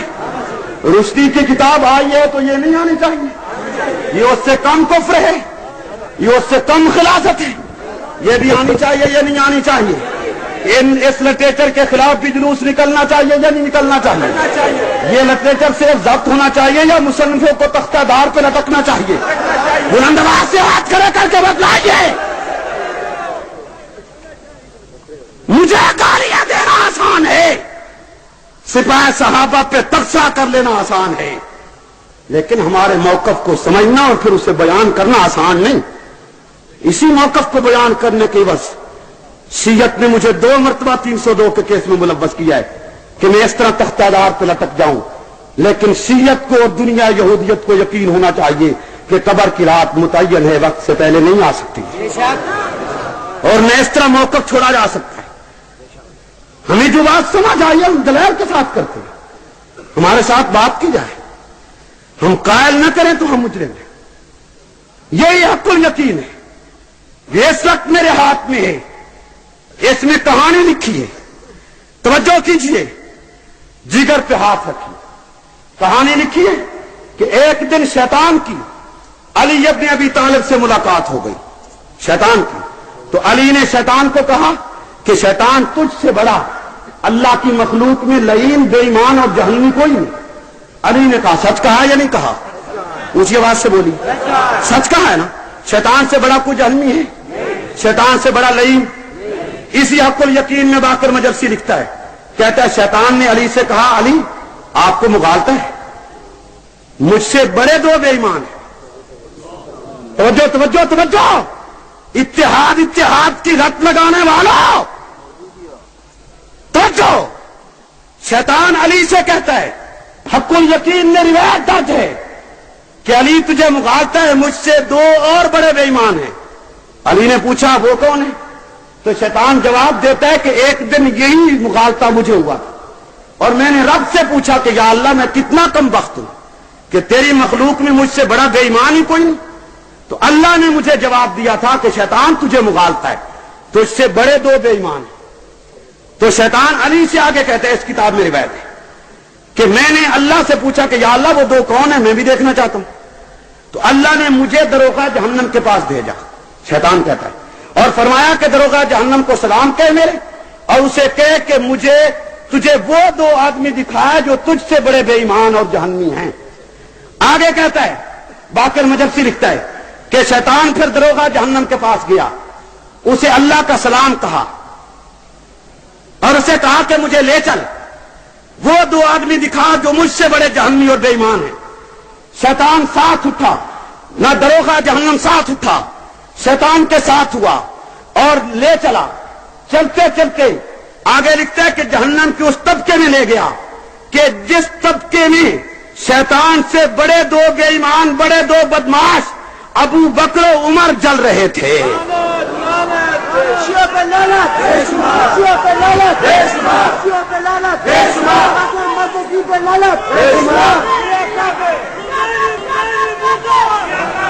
سنیو سنیو، تم بتلاؤ میں کس در پہ دستک دوں، کن کو کہوں کہ یہ کفر بند ہونا چاہیے؟ یہ کیوں آیا ہے پاکستان میں؟ یا جو ان عقیدوں کے مالک ہیں وہ مسلمان کیوں ہیں؟ اتنی بڑی تعلیم اور اتنی بڑی بڑی کتب میں اور اتنی وسیع پیمانے پر ان کی اشاعت، اور یہ تمام لٹریچر ایران سے آ رہا ہے جہاں لا شیعہ ولا سنیہ کا دھوکے پہ مبنی نعرہ بلند کیا جا رہا ہے، یہ وہاں سے سارا لٹریچر آتا ہے۔ اور صرف باقی کتابیں نہیں، خود خمینی کی کتاب آئی ہے، خود اس کی اپنی کشف اسرار، یہ میرے ہاتھ میں ہے، اس میں وہ سیدنا فاروق اعظم کو کافر اور زندیق لکھتا ہے۔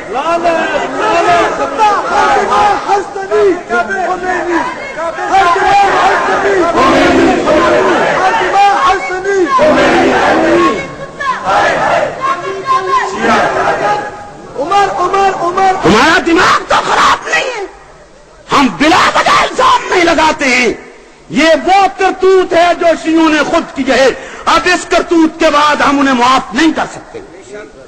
ہم قادیانیت کے سٹیج پہ انہیں لا کے چھوڑیں گے انشاءاللہ انشاءاللہ لایا جائے گا. یہی تو وجہ ہے کہ انہیں اب ضرورت پڑی ہے اتحاد کا درس دینے کی. وہ بھانپ گئے ہیں کہ یہ تاریخ کہاں جا کے ختم ہوگی، اس لیے وہ اب مسلمانوں میں گھسنا چاہتے ہیں کہ کہیں یہ بات آگے نہ بڑھے. لیکن یہ تو بڑھے گی، بڑھنی چاہیے یہ نہیں بلند آواز سے. میں نے یہاں تک بھی کہا ہے کہ کچھ دن ہم مزید انتظار کریں گے. اگر شیعہ عدالت میں نہیں آتا تو پھر ہم آ رہے ہیں. اور کس طرح سے آ رہی؟ ہم کسی بھی ایسی لڑکی سے مقدمہ کروائیں گے جس کا نکاح اس کے والدین نے مغالطہ میں یا جان بوجھ کر شیعہ لڑکے سے کر دیا ہوگا. ہم اس سے کیس کروائیں گے. وہ لڑکی استغاثہ کرے گی کہ میں مسلمان سنی مسلمان ہوں، میری فقہ میرے عقیدے میرے فتاویات کے مطابق شیعہ کافر ہے، میرا اس سے نکاح نہیں ہو سکتا. میں دیکھتا ہوں پھر عدالت شیعہ کو مسلمان کیسے لکھتی ہے. تم سمجھ نہیں رہے ہو کہ ہم کہاں پہنچنا چاہتے ہیں. انشاءاللہ پہنچیں گے ہم. تم نہ ہماری ٹانگیں کھینچو، ہمیں نکلنے دو، ہمیں جانے دو. انشاءاللہ ہم پاکستان کی دھرتی پر اصحاب رسول پہ تبرہ بند کرا کے چھوڑیں گے. اور شیعت کے تمام قلم جو صحابہ کے خلاف لکھتے ہیں وہ تمام قلم توڑ دیے جائیں گے. یہ وقت آئے گا. آج آپ کو عجوبہ معلوم ہوتا ہے، اسی طرح عجوبہ معلوم ہوتا تھا جب عطا اللہ شاہ بخاری کہتا تھا کہ قادیانی غیر مسلم قرار پا جائیں گے. لوگ کہتے تھے بڈھا ہے، پاگل ہو گیا ہے. لیکن وقت آیا یا نہیں آیا؟ بلند آواز سے. اگر ہم بد نیت نہیں ہیں، نیک نیت ہیں تو یہ وقت آئے گا اور شیعت پاکستان کی دھرتی پہ غیر مسلم کی حیثیت سے تسلیم کی جائے گی. یہ لٹریچر اور یہ گند اور یہ کفریات کیسے کوئی مسلمان برداشت کر سکتا ہے؟ اصحاب رسول کو اتنی گالی جو برداشت کے سرے سے باہر. یہ تو ابھی تک ایک حد تک گویا وہ زبان تھی کہ جس میں انہوں نے کفر یا ارتداد یا یہ لفظ استعمال کیے صحابہ اور امہات المومنین کے لیے، یا انہیں جہنمی یا شیطان سے بڑا جہنمی کہا. اس پہ شیعہ کی دل کی آگ ٹھنڈی نہیں ہوئی، اس کے پیٹ کا مروڑ نہیں ختم ہوا، بلکہ وہ پھر انتہائی بدتمیزی پہ اترے. انتہائی بدتمیزی. پھر گالیاں دینا شروع کی ہیں، ننگی گالیاں. توجہ کیجئے، یہ کتاب حقیقت فقہ حنفیہ در جواب فقہ جعفری لاہور سے چھپی ہے. مصنف کتاب Ghulam Hussain Najafi, Jamia Al-Muntazar, H block model town Lahore ہے.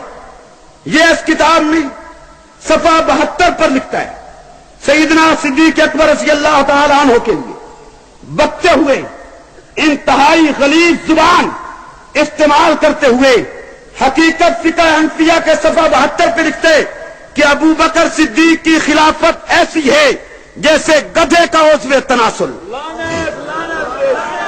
پڑھو اتحاد کا دست دینے والوں پڑھو.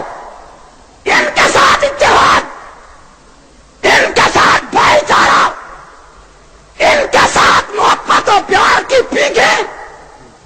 یہ زبان اور صدیق جیسے مقدس کے لیے، اور یہی کافر یہی ملعون اسی پہ بس نہیں کرتا. توجہ کیجئے، رشدی تو بہت دور بیٹھا ہے، کائنات کا بدترین کافر ہے، اس صدی کا بہت بڑا گستاخ رسول ہے، کوئی شک نہیں. لیکن رشدی تو بہت دور ہے. پاکستانی رشدی کو دیکھیے، اسی کتاب کے صفحہ 64 پر یہی بے ایمان، اسی کتاب حقیقت فقہ حنفیہ کے صفحہ 64 پر یہی بے ایمان سیدہ کائنات طیبہ طاہرہ ام المومنین سیدہ عائشہ کے لیے لکھتا ہے. اور صرف سیدہ عائشہ پر اعتراض نہیں بلکہ خود رسالت مآب پہ اعتراض ہے، خود پیغمبر پہ اعتراض ہے. لفظ سنتے جائیے، فیصلہ آپ کیجئے. لیکن آج فیصلہ کیے بغیر یہاں سے اٹھنے نہیں دوں گا. یہ کیا لکھتے؟ کہتے مکہ کی زلیخا بی بی عائشہ میں کیا رکھا تھا؟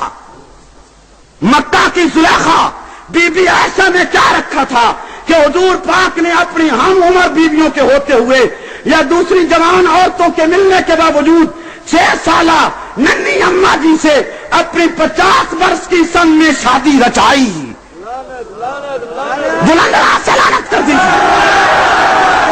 یہ اعتراض جتنے علماء سطح پہ موجود ہیں ان کے پاؤں پکڑ کے کہتا ہوں, ہاتھ جوڑ کے کہتا ہوں کہ یہ اعتراض صرف ایسا طیبہ پہ نہیں, یہ اعتراض تو براہ راست رسول پہ ہے کہ رسول کو ایسا میں کیا نظر آیا تھا.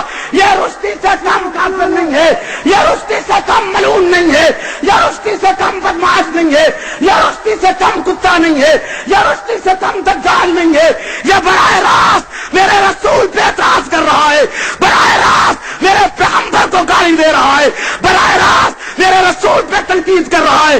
شیعہ ہے, جامعہ المنتظر کا مجتہد ہے, وہاں کا مدرس ہے, شیعہ کا ناقوس اعظم ہے, کتاب پاکستان میں چھپی ہے. تم کہاں سو گئے ہو, تمہاری غیرت کہاں چلی گئی ہے؟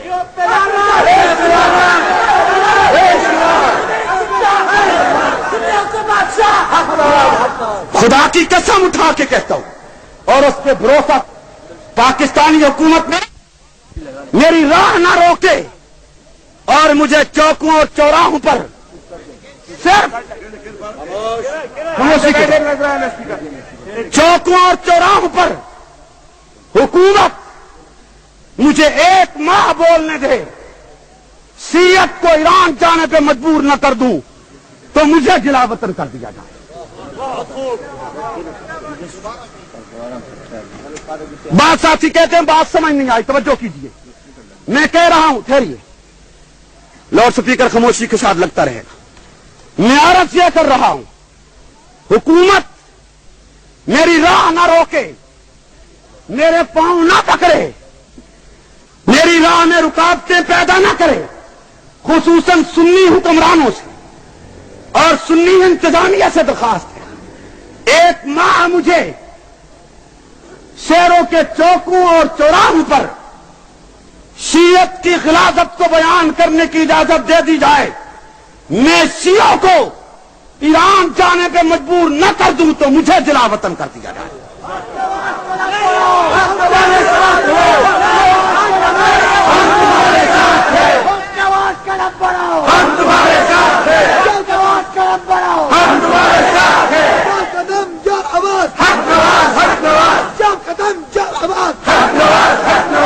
آپ اگر لاؤڈ سپیکر کو چھوڑ دیں تب بھی میرا خیال میں آواز جائے گی, صرف یہاں پڑھنے کے لیے انتظام کر دیجیے. پہنچ رہی آواز کی نہیں پہنچتی؟ پہنچتی ہے سب تک, جن تک آواز پہنچتی ہے ذرا ہاتھ کھڑا کریں. جزاک اللہ, جزاک اللہ, جزاک اللہ.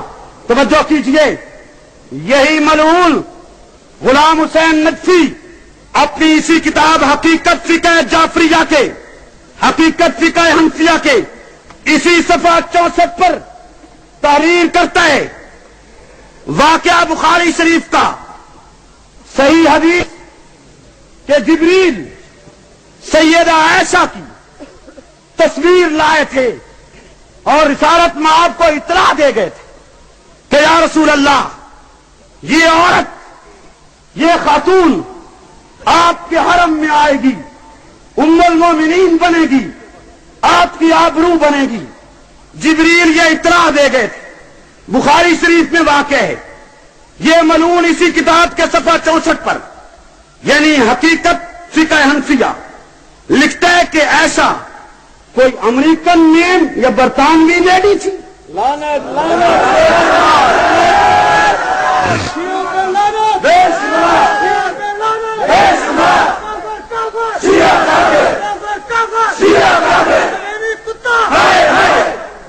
انداز گفتگو دیکھتے جائیے, زبان دیکھتے جائیے, لہجہ دیکھتے جائیے.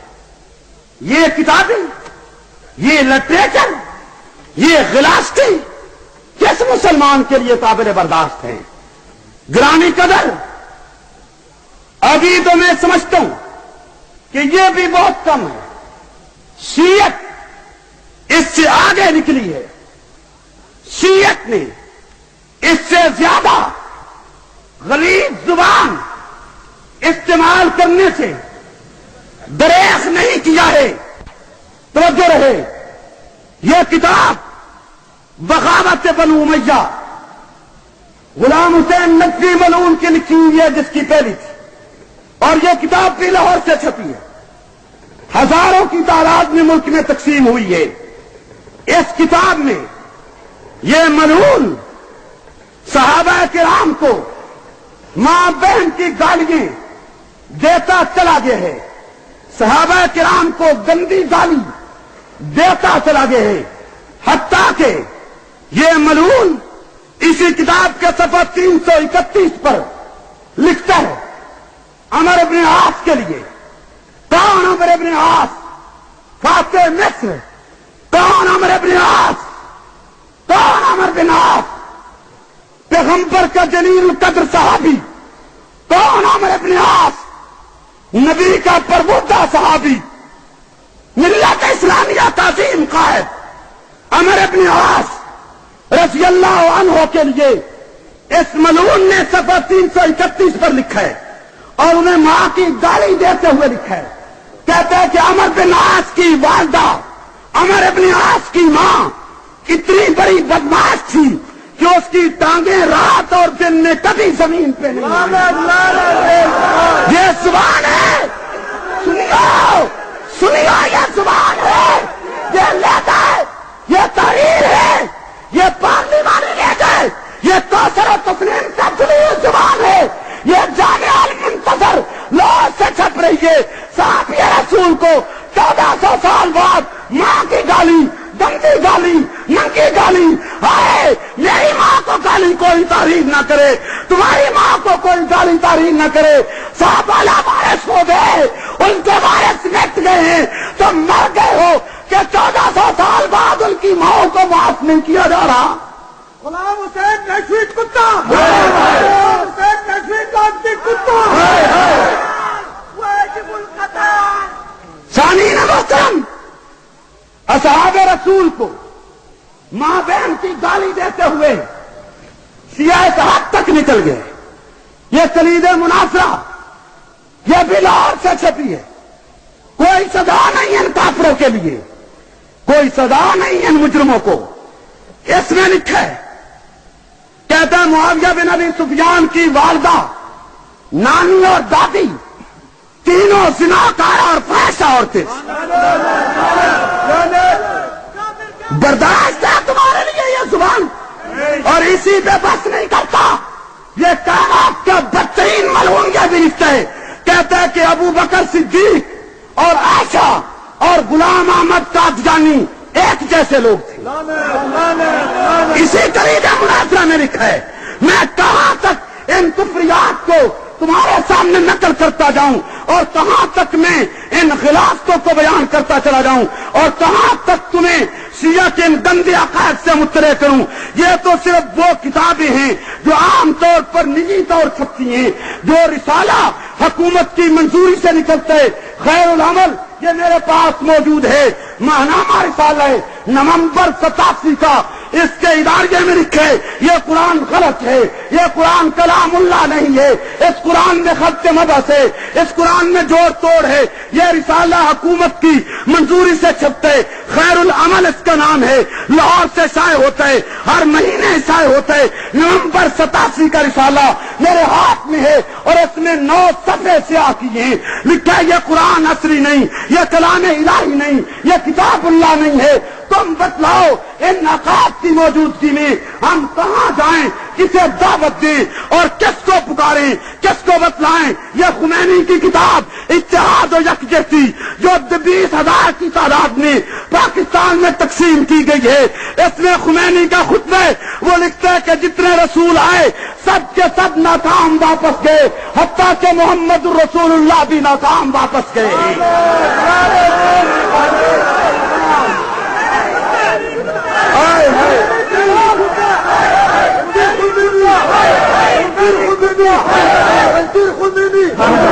پشاور کے ساتھیوں، دوبارہ میں آ سکوں یا نہ، حکومت آنے دے یا نہ آنے دے، تم بلاؤ یا نہ بلاؤ، زندگی رہے یا نہ رہے، میں اپنا کیس پوری طرح لڑوں گا، استغاثہ دلیل کے ساتھ پیش کروں گا، فیصلہ تم پہ چھوڑوں گا، تمہاری قبر سامنے رکھ کے چھوڑوں گا۔ کہ بتلاؤ ان کفریات کی موجودگی میں ہم شیعہ کو مسلم فرقہ سمجھیں یا کافر فرقہ سمجھیں؟ اسی آواز سے یہ کتاب کراچی سے عبد الکریم مشتاق کی چھپی ہے. کتاب کا نام آد خانہ بطول پر، یہ اس کا نام ہے. اس کے صفحہ 40 پر لکھے ابو بکر عمر عثمان یعنی خلفائے ثلاثہ اصحاب ثلاثہ رام چندر جی سے گھٹیا لوگ تھے. رام چندر جی سے پشاور کے شیعوں، تم اپنا ایمان ہمارے سامنے پیش کرتے ہو، تم غصہ ہوتے ہو کہ تمہیں کافر کیوں کہا جاتا ہے. تم نے اصحاب ثلاثہ کو رام چندر جی سے گھٹیا لکھا ہے. اور صرف اتنا نہیں، آگے یہ ملعون لکھتے کہ قیامت کے دن شیطان کہے گا اللہ ابو بکر عمر عثمان یہ تینوں مجھ سے بڑے بدماش ہیں، پھر ان کو سزا دے، بعد میں مجھے سزا دے.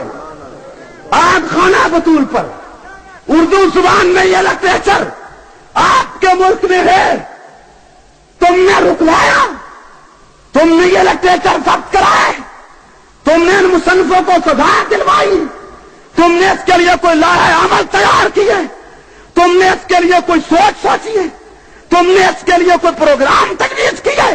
اگر یہ کفر چھپ رہا ہے تو کھل کے کہو کہ چھپتا رہے، اور اگر تم بھی چاہتے ہو کہ یہ بند ہونا چاہیے تو پھر بتلاؤ کہ اس کو بند کرانے کی راہیں کون سی راہیں. جواب دلانا چاہیے. یہ کتاب ہے محب اہل بیت کون، دشمن اہل بیت کون. در جواب محب اہل بیت کون. یہ کتاب لاہور کے 5 مکتبوں سے چھپی ہے، حافظ آباد کے 1 مکتبے سے چھپی ہے. اور اس کتاب میں نمبر وار فاروق اعظم کو گالی ہے. نمبر 1 گالی، نمبر 1 گالی، نمبر 2 یعنی یہ ملعون مصنف جس کا نام مشتاق حسین جعفری ہے، یہ نمبر لگا کر، توجہ کیجیے، نمبر لگا کر گالیاں دیتا. نمبر 1، نمبر 2، نمبر 3، نمبر 4 فاروق اعظم کو گالی دیتا جا رہا ہے. اور ان گالیوں میں ایک گالی یہ بھی ہے، کہتا ہے کہ عمر بن خطاب کا مرتے وقت تک، عمر بن خطاب کی غذا مرتے وقت تک شراب تھی. سنیا بتلاؤ میں کہاں جاؤں، کیا کروں. اور صرف یہی نہیں بلکہ انتہائی خلیز زبان استعمال کرتے ہوئے پھر نمبر لگا کر گالی دیتا ہے. کہتے ہیں کہ عمر بن خطاب اپنی بیوی کے ساتھ غیر فطری فعل کیا کرتا تھا. مت بجاؤ، پیو، مچکو، لیڈرو، سیاستدانوں، کادروں، جاگیرداروں، سرمایہ جو اپنے آپ کو مسلمان کہتے ہو، سنی کہتے ہو، تم بتلاؤ کہ اس کو ضبط کرانے کے لیے حزبوں کے دروازے پہ دستک دوں گے، تمہارے دروازے پہ.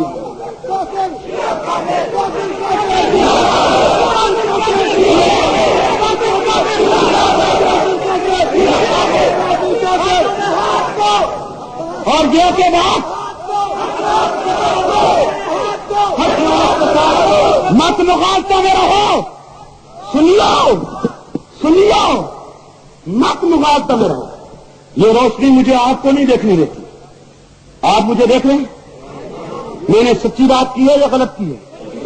پورے مجمع کو دست بستہ درخواست، میرے جانے کے بعد مجھے گالی مت دینا، میرے ساتھیوں کو برا بلا مت کہنا. پوری تحدی کے ساتھ دست بستہ عرض کرتا ہوں، میری گفتگو کے اعتراض ہیں، میرے دلائل میں کمی محسوس ہوئی ہے. اسی مجمع میں کوئی بھی شخص بازو کھڑا کر کے اعلان کرے تاکہ میں اس کی تسلی ضرور کرا کے جاؤں، بعد میں وہ میری جماعت کے کارکنوں کو ستاتا نہ تھا. یہی باتوں کھڑا کرے ضرورت ہے تو. اور ساتھ میں یہ بھی کہتا ہوں کہ تم تو میرے سنی مسلمان بھائی ہو، شیعہ ہے، کیریکٹر عدالتی پشاور ہائی کورٹ میں چیلنج کر دے ہمیں اتنے کیوں کافر کہا ہے، میں عدالت میں کوئی ثابت نہ کروں تو مجھے ماں نے نہیں کتیا نہیں جانا ہے.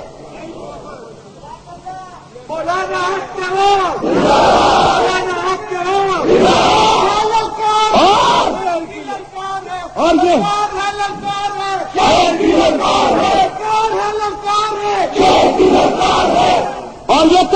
چاہتا ہوں مغالطے میں مت رہنا کہ شیعہ صرف باقی صحابہ کا دشمن ہے. نہیں, شیعہ علی کا بھی دشمن ہے. محض زبانی نہیں, محض زبانی جمع خرچ نہیں, دلیل شیعہ کی کتاب آثار حیدری تفسیر امام حسن عسکری, اس کتاب میں واقعہ لکھا ہے کہ کچھ لوگ علی کو امام نہیں مانتے تھے, علی کی خلافت کے قائل نہیں, علی کی ولایت کے قائل نہیں تھے. وہ شام کو گھر آئے, رب نے انہیں جبری علی کی خلافت منوائی. کیسے جبری منوائی توجہ کیجیے. وہ کپڑے اتارنا چاہتے تھے جو جن کو پہن کے بازاروں میں جب باہر کام پہ گئے تھے, وہ کپڑے اتارنا چاہتے تھے اور سب خادی کا لباس پہننا چاہتے تھے, رات کے کپڑے. تو یہ کپڑے نہیں اترتے تھے, کپڑوں سے آواز آتی تھی علی کو امام مانو تب اتریں گے. مجبور ہو گئے, امام مانا تب کپڑے اترے. پھر کھانا کھانے بیٹھے تو لقمہ منہ میں پتھر بن گیا. لقموں سے آواز آئی, روٹی کے لقموں سے, کہ علی کو امام مانو تب ہم اندر جائیں گے ورنہ نہیں. مجبور ہو گئے, علی کو امام مانا, کھانا اندر چلا گیا. کھانے سے فارغ ہوئے, توجہ سنیے, اتحاد کا دست دینے والوں, نہ خاطر سنیو, نہ عاقبت اندیش سنیو. توجہ, قرآن کی تفسیر بنا کے یہ کتاب آثار حیدری کے نام سے شائع کی گئی ہے. آگے لکھا ہے کہ انہیں لیٹرین جانے کی ضرورت پڑی. لیٹرین گئے, پیشاب بند ہو گیا, پیشاب نہیں آتا تھا. آلات کا تناسب سے آواز آئی علی کو امام.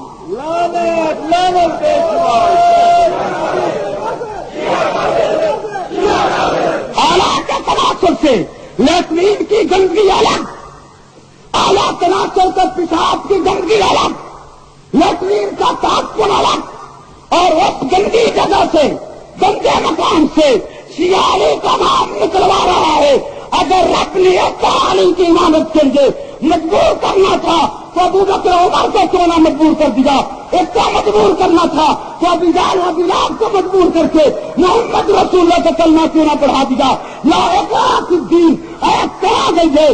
توہین مقصود تھی علی کی, توہین مقصود تھی فاتح خیبر کی, توہین مقصود تھی زہرا کے خامد کی, توہین مقصود تھی حسین کے ابو کی, توہین مقصود تھی داماد رسول کی, توہین مقصود تھی اسد اللہ کی, توہین مقصود تھی شیر خدا کی. اس لیے یہ کفر بکے کہ علی کا نام اعلیٰ کے تناسب سے نکلتا تھا. ہائے شیعت گھر کیوں نہیں ہو جاتی, شیعت لٹ کیوں نہیں جاتی, سنیت بیدار کیوں نہیں ہوتی. صرف شیعہ ابو بکر کا دشمن نہیں, علی کا بھی ساتھ دشمن ہے.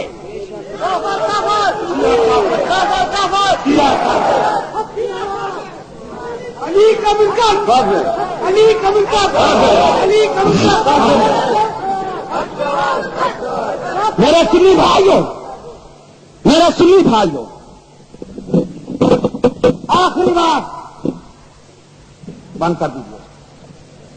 آخری بات, آخری بات. نیک بھی ڈر کے بند نہیں کیا. بکواس ایسی ہے کہ جسے میں گھروں میں عورتوں تک نہیں پہنچانا چاہتا, اور بکواس بھی پیغمبر کی بیٹی کے لیے. اللہ زبان لڑکتی ہے. اگر مجھے قرآن سے کافروں کے کفر کو نقل کر کے اس کے رد کرنے کی اجازت نہ ملتی تو خدا کی قسم میں یہ کفریات نقل نہ کرتا. لیکن مجھے یہ اجازت ملی ہے قرآن سے کہ اللہ نے کافروں کی ظالمین و رسولوں کو دی اور نقل کی اور پھر ان کا رد کیا, جس سے پتا چلا کہ کسی کافر کے کفریہ کلمات یا کسی کافر کی کفریہ بکواس اگر اس لیے نقل کی جائے کہ اس کا رد کرنا ہو, عوام الناس کو اس سے نفرت دلانا ہو, عام پبلک کو اس سے محفوظ رکھنا ہو, اور عام پبلک کو اس سے متنفر کرنا مقصود ہو, عام پبلک کا ایمان بچانا مقصود ہو, تو ایسے حالات میں کافر کے کفریہ کلمات نقل کر کے اس کے رد کرنے کی اجازت ہے.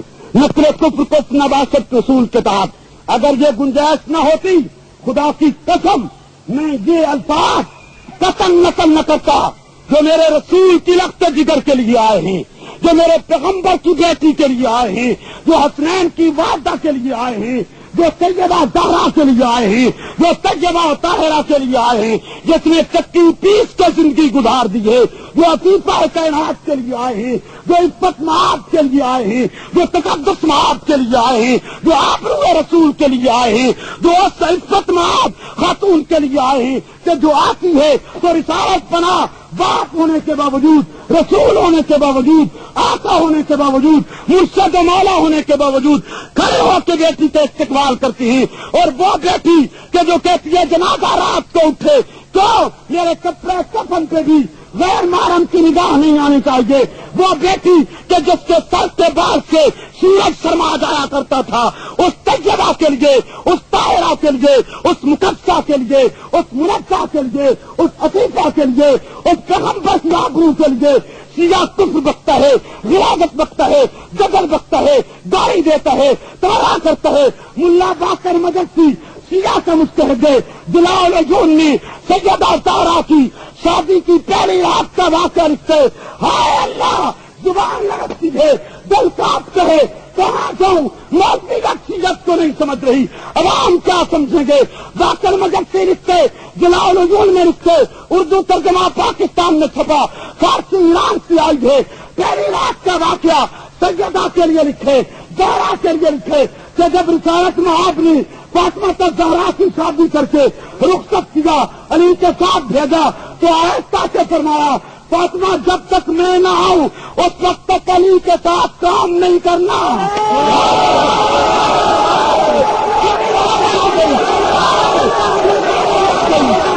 مسلمان کہاں گئے، مسلمان کہاں گئے؟ تم اس رشتے کو روتی ہو، میں جہاں کے رشتوں کو روتا ہوں. صرف اتنا نہیں، ایک کافر کے پیٹ کی مروڑ اسی پہ نہیں رکی. پشاور کے افسران دستبستہ درخواست، پشاور پولیس، اسلام کا واسطہ، مذہبی حمیت کا واسطہ، میرے موقف کو سمجھو، نہ سمجھو تو پرچہ ہی بناؤ گے، میں بھگت لوں گا، لیکن سیاہ کے کفر کو چوٹ پہ لٹکا جاؤں گا، انشاءاللہ لٹکا جاؤں گا، انشاءاللہ لٹکا جاؤں گا. یہ بے ایمان باقر مجلسی سیاہ ہے. خمینی نے جب کی تعریف کی ہے، جلال العیون سیاہ کی کتاب ہے، اور اس میں یہ عبارت ہے، اور اس کے پیٹ کی مروڑ اور آگ اسی پہ بند نہیں ہوئی، آگے غلاظت بکتا ہے. کہتے زہرا آ گئی، علی کے ساتھ آ گئی، علی کے گھر آ گئی، پیچھے رسول اللہ آئے، انہوں نے زہرا کو، علی کو، دونوں کو پکڑا، دونوں کے پاؤں پکڑے اور بستر پہ دراز کیے. کون بدماش سے بدماش باپ ہے جو اپنی بیٹی کو پہلی رات یہ کہے یا پھر موقع پہ پہنچ کے ایسا کرے؟ کوئی کنجر بھی ایسا نہیں کر سکتا.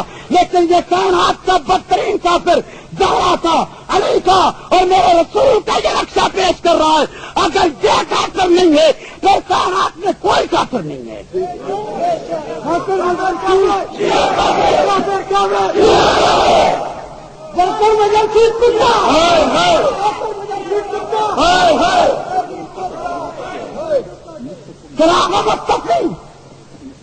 شرار بولا بھی لاہور سے چھپی ہے، اس کا مصنف لکھتا ہے، سنیے ایسا عورت ہے جو باقی نہ نبی کی بیٹی کو معافی، نہ علی بن ابی طالب کو معافی، نہ قرآن کو معاف، نہ رسول کو معاف، نہ امہات المومنین کو معاف کیجیے. پورا ریکارڈ میں نے اگل کے تیرے سامنے رکھ دیے اور دلائل کے ساتھ رکھے، چیلنج کے ساتھ رکھے، تحقیق کے ساتھ رکھے. یعنی میرے رسول کی بیٹی تک کو گاڑی دی اور معاف نہیں کی ہے. سنی لو، آخری گزارش ہے آج کی گفتگو کی، سنی لو جب تک دے رہا ہوں تمہارے دروازے پر، سنی لو کاش میری آواز روزہ تقرب پہنچا دے. میں اپنی صدا گنبد خضرا تک لے جانا چاہتا ہوں. آقا جو مجھ سے ہو سکتا تھا میں نے تیرے لیے، تیرے صحابہ کی آبرو کے لیے، امہات المومنین کے لیے، کئی وقت گزر کی آبرو کے لیے جان اکیلی پہ رکھ کے ملک میں قدم اٹھائے.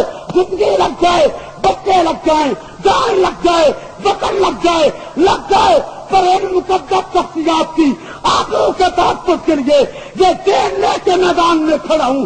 صلاۃ اللہ کی تحمید بقا کا راز مسمر ہے. جسے مرنا نہیں آتا اسے جینا نہیں آتا.